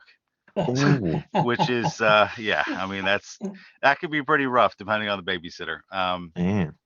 But I mean, that was a long time ago. I mean, now it's probably going to be worse. I haven't taken a check around, but that's something to be mindful of. So when it comes to privacy and security, I think, obviously it's easy to get caught up with the idea of, oh, if I'm, if this huge government is trying to get into my device, well, they'll get into it anyway. It's like, well, okay, but most of the time it's not going to be a massive government. It's just going to be, Evil some guy babysitters. with a company who wants to make a quick buck. Yeah, Yeah. babysitters, they're the real threat. Uh, yeah, so it's I think it's just about, if somebody wants to know something about me, I just try and make it so they have to actually ask me, rather than it being readily available everywhere. To the degree at which I actually pulled it off, probably not much, but I do what I can, so that's probably the recommended. I like the way that you presented that, because it makes me think, because anybody who knows me knows that I'm like pretty like decent with security, but a little more cavalier on the privacy aspects of things. I've gotten a little better on that, but I give Google a lot of my data pretty willingly. But I do lock a lot of stuff down, and my concern is never generally about Google having it, but my concern is generally like, there's a data breach on a website that I use or whatever it is, in something that that is pretty important, like my SSN or whatever it is, is now just there. Those things matter to me. So privacy and security sort of do walk hand in hand.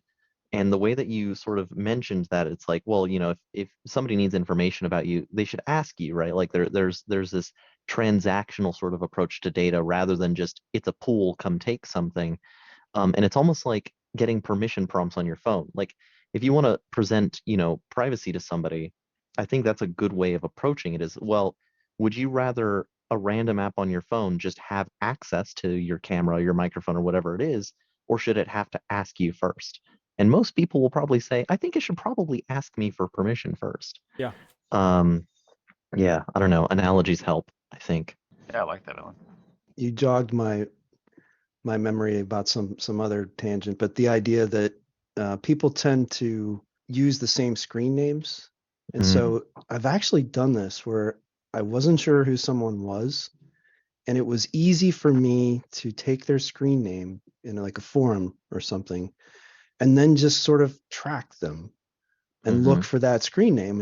And it's amazing how many people are creatures of habit And even though they pretend like, oh, well, I don't put my name in somewhere or, but if you use that same information over and over, you're leaving a very easy, and I'm no security expert by any stretch of the imagination. And so if I can find you just using basic tools, then you're not hiding from anyone. So we are very bad at being diligent about things like security, privacy, safety. It's easy for us.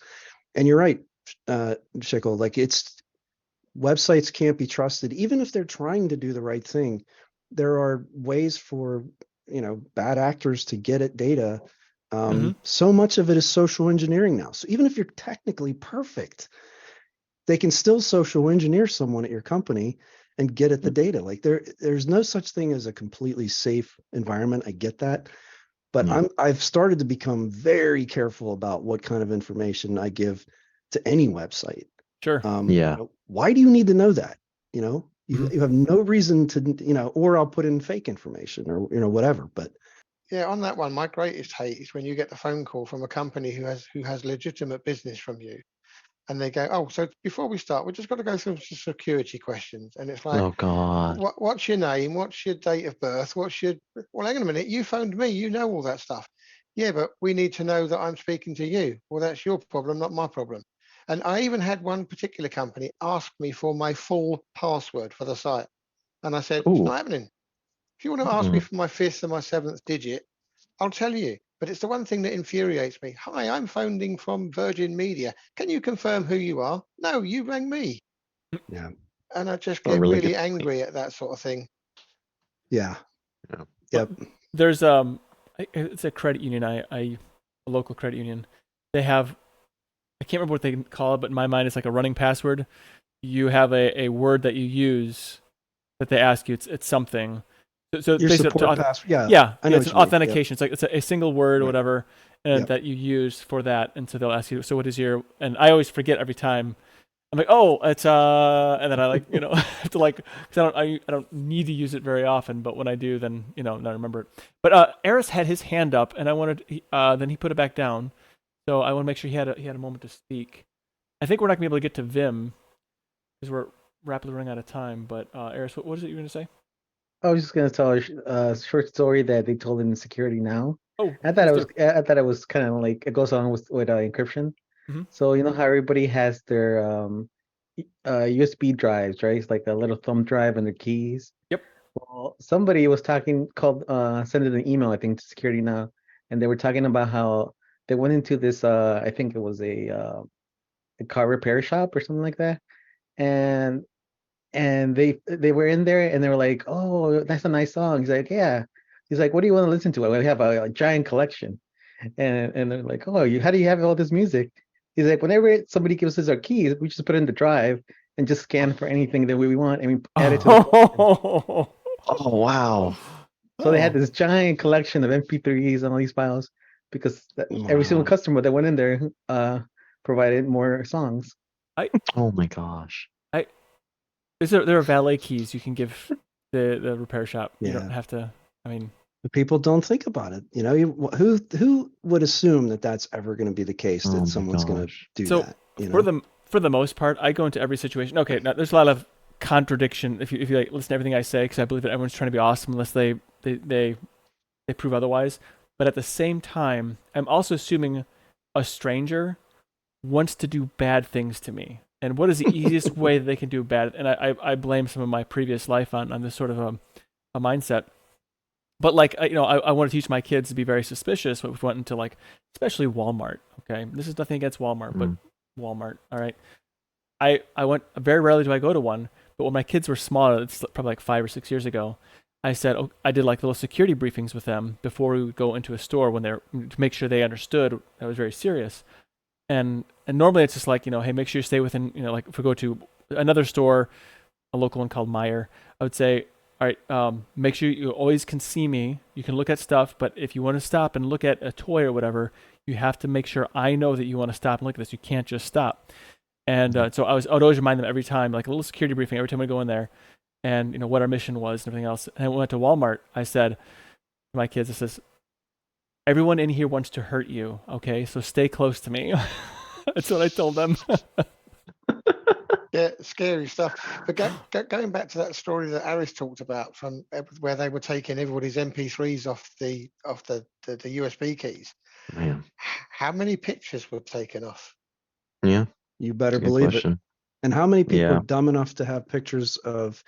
I have taken a very strong stance on your children have rights, right? Yep. And sharing photos of them is not your decision, right? Whether or not they're minors and you're in control of their lives. And I am so tired of everyone I know, all my family members and all these people that just share pictures of their children.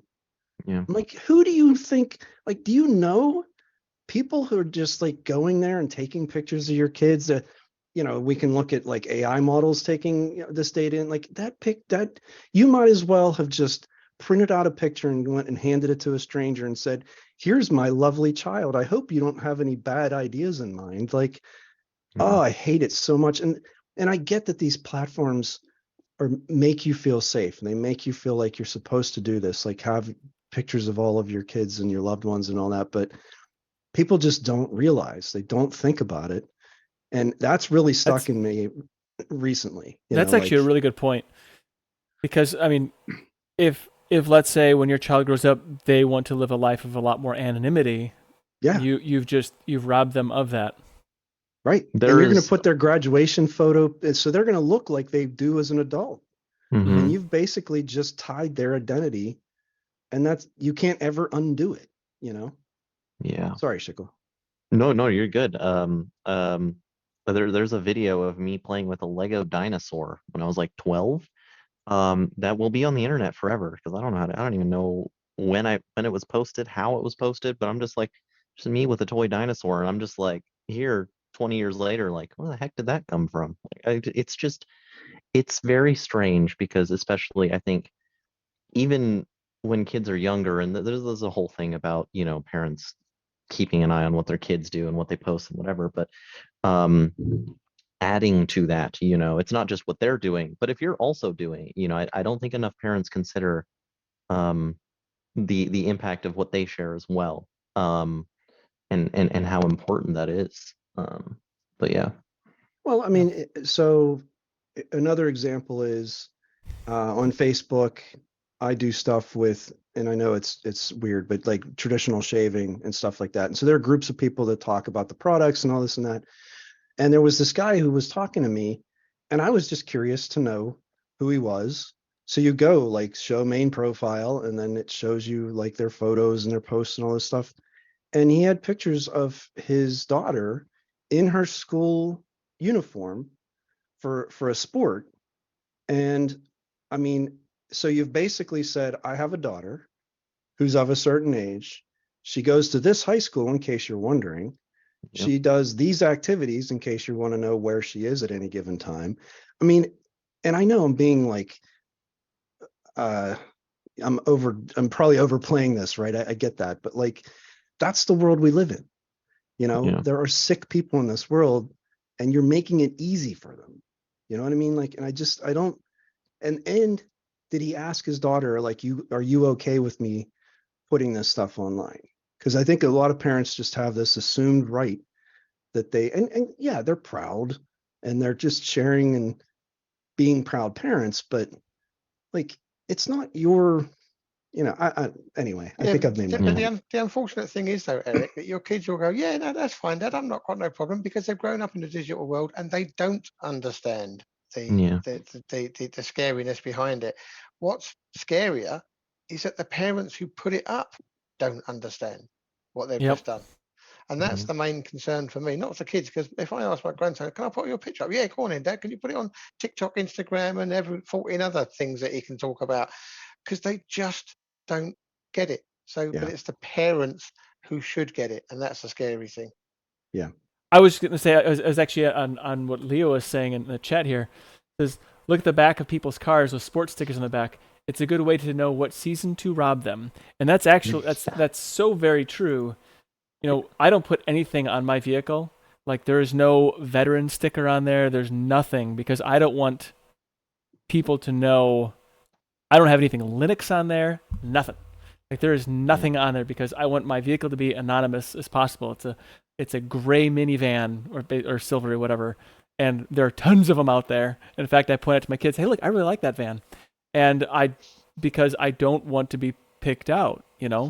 I think that there's some, but at the same time, here I got my face on the YouTubes, and for the internet to see, and I don't know. It's quite the bailiwick. Swift, you have your hand up. Yeah, so there was some interesting thoughts regarding posting children's pictures on the internet, especially with what's going on and the kind of people that we're going to find on the internet.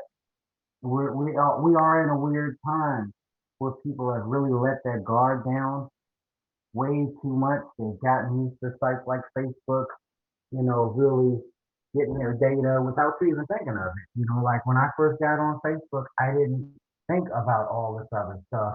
And then later on, it gradually started I started understanding what was going on. And I just don't like it, but it's just something to be careful about because that's one of the responsibilities of a parent is to protect your child. And if you're not doing that, then there's something wrong with that. Even if there's good intentions involved. Oh, I want, Aunt Beth or, Clarabelle to be able to see this and they live 500 miles away. There has to be a better way for Aunt Clarabelle or Beth or whoever to be able to see your child without you having to put privacy in jeopardy. Maybe you can take a trip out there periodically. If it's worth that much, if they really want to see your child, interact in person if at all possible.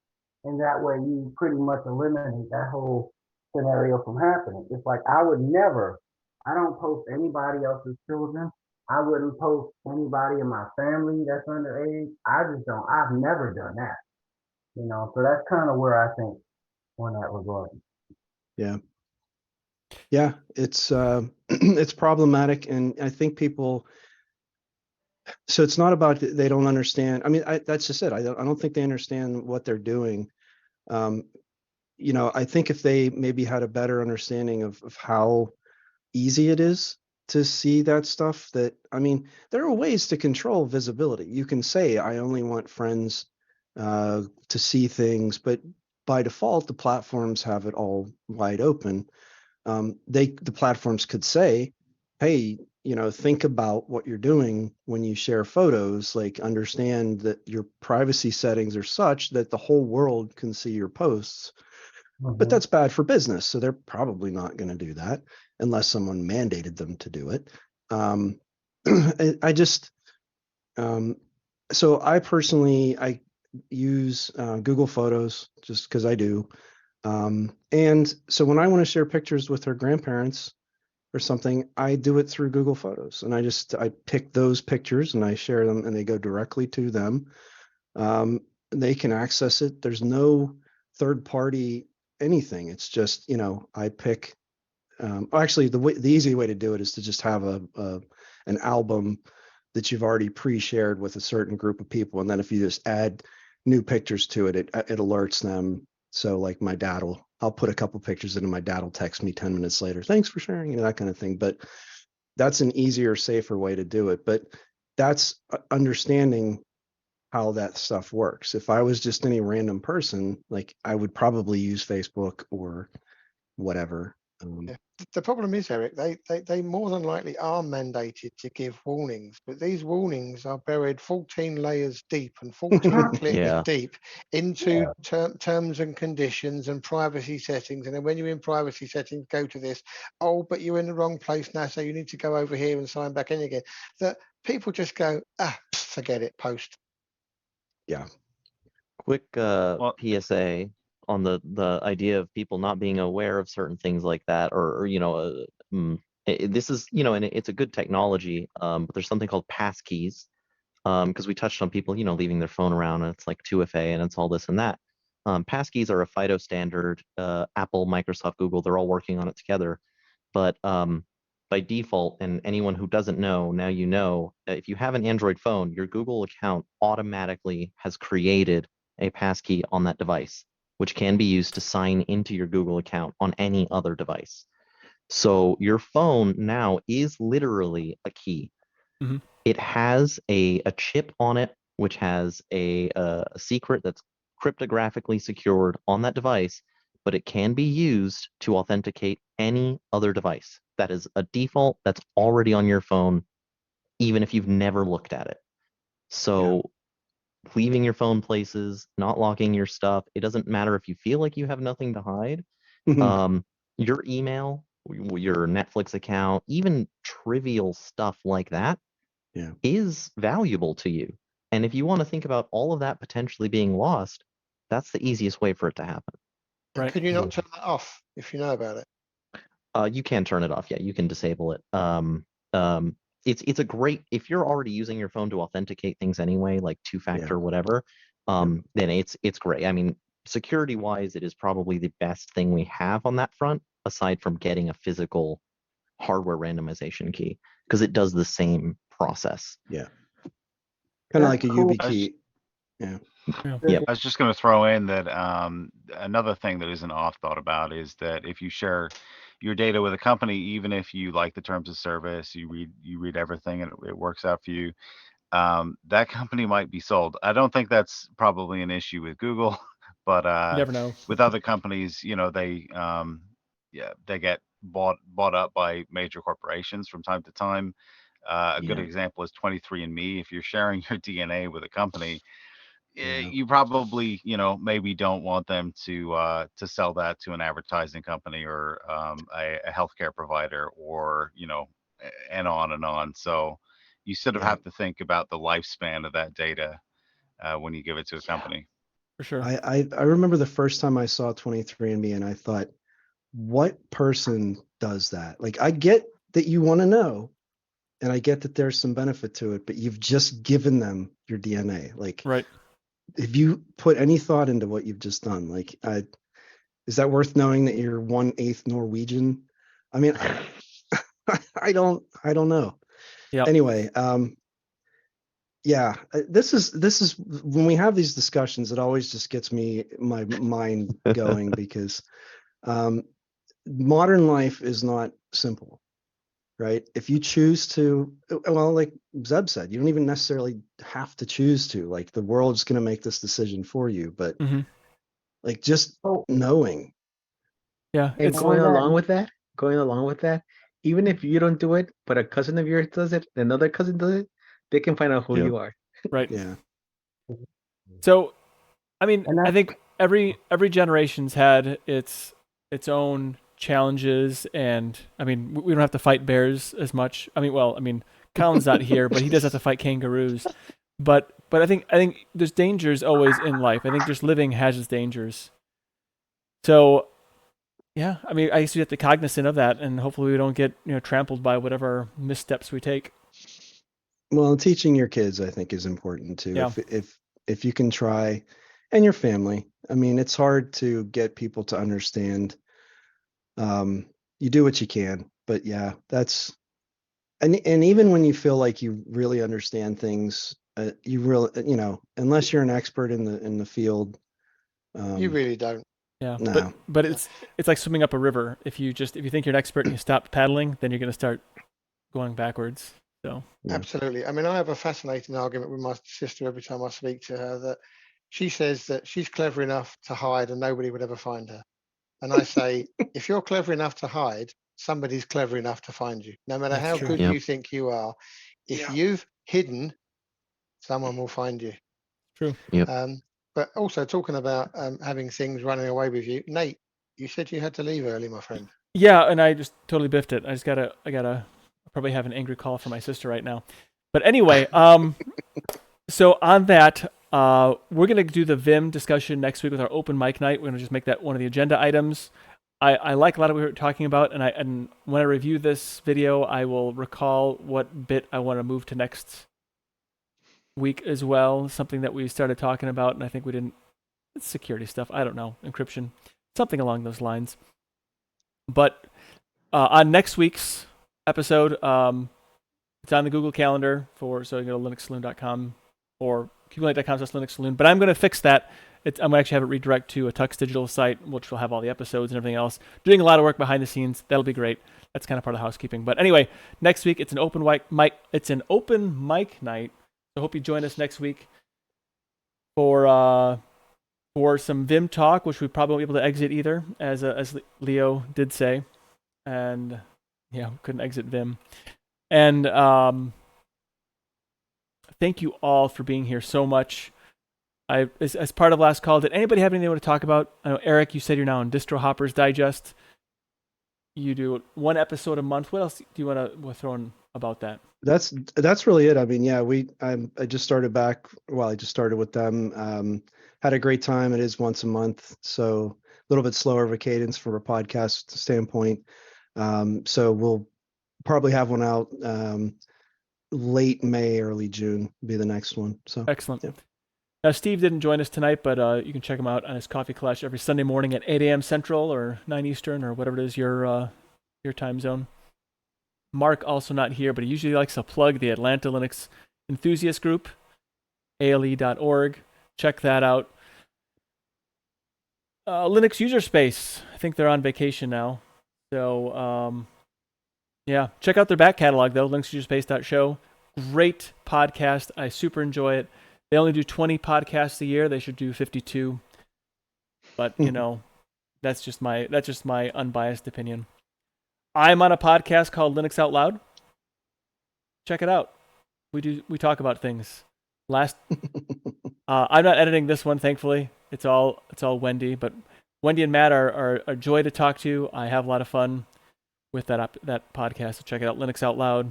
I also have a podcast. I have a website called cubiclenight.com. I do things there. And anybody else have anything they want to plug? I don't know if Ulfnick, if you had anything, or Swift, Jinda, Shykle. Check Shykle out on Twitter. He takes photographs of nature. I take pictures. Linux Saloon is part of the Tux Digital Network. Check out more great shows at tuxdigital.com.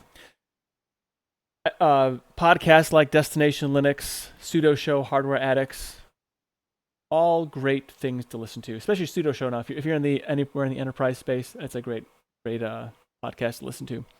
I want to thank you all for your support, however you do it, being a part of the show, in the conversation, whether it's in the Zoom meeting here or in the YouTube chat. Doesn't matter. I super appreciate it. And all of you that watch the show after the fact, thank you for that as well. I want to thank everyone involved for making the Linux and open source tools possible for us to not only have this conversation, but also to have fun and enjoy our technology. Linux truly puts personal back in a personal computer. Thank you for stopping by. Be sure to tip your developers, and please remember to Linux responsibly. Until next time, see yas. I always feel like maybe I should say technology responsibly, because I mean, Make me feel included. The Shykle wave. Woohoo! Oh, you're muted, Nate, I believe. I love that the yeah. Social media is a funny thing. Go on, Zeb. and something I was going to say, go on, Alan. I think well, the other. Go ahead, Colin. Sorry. And Does, that,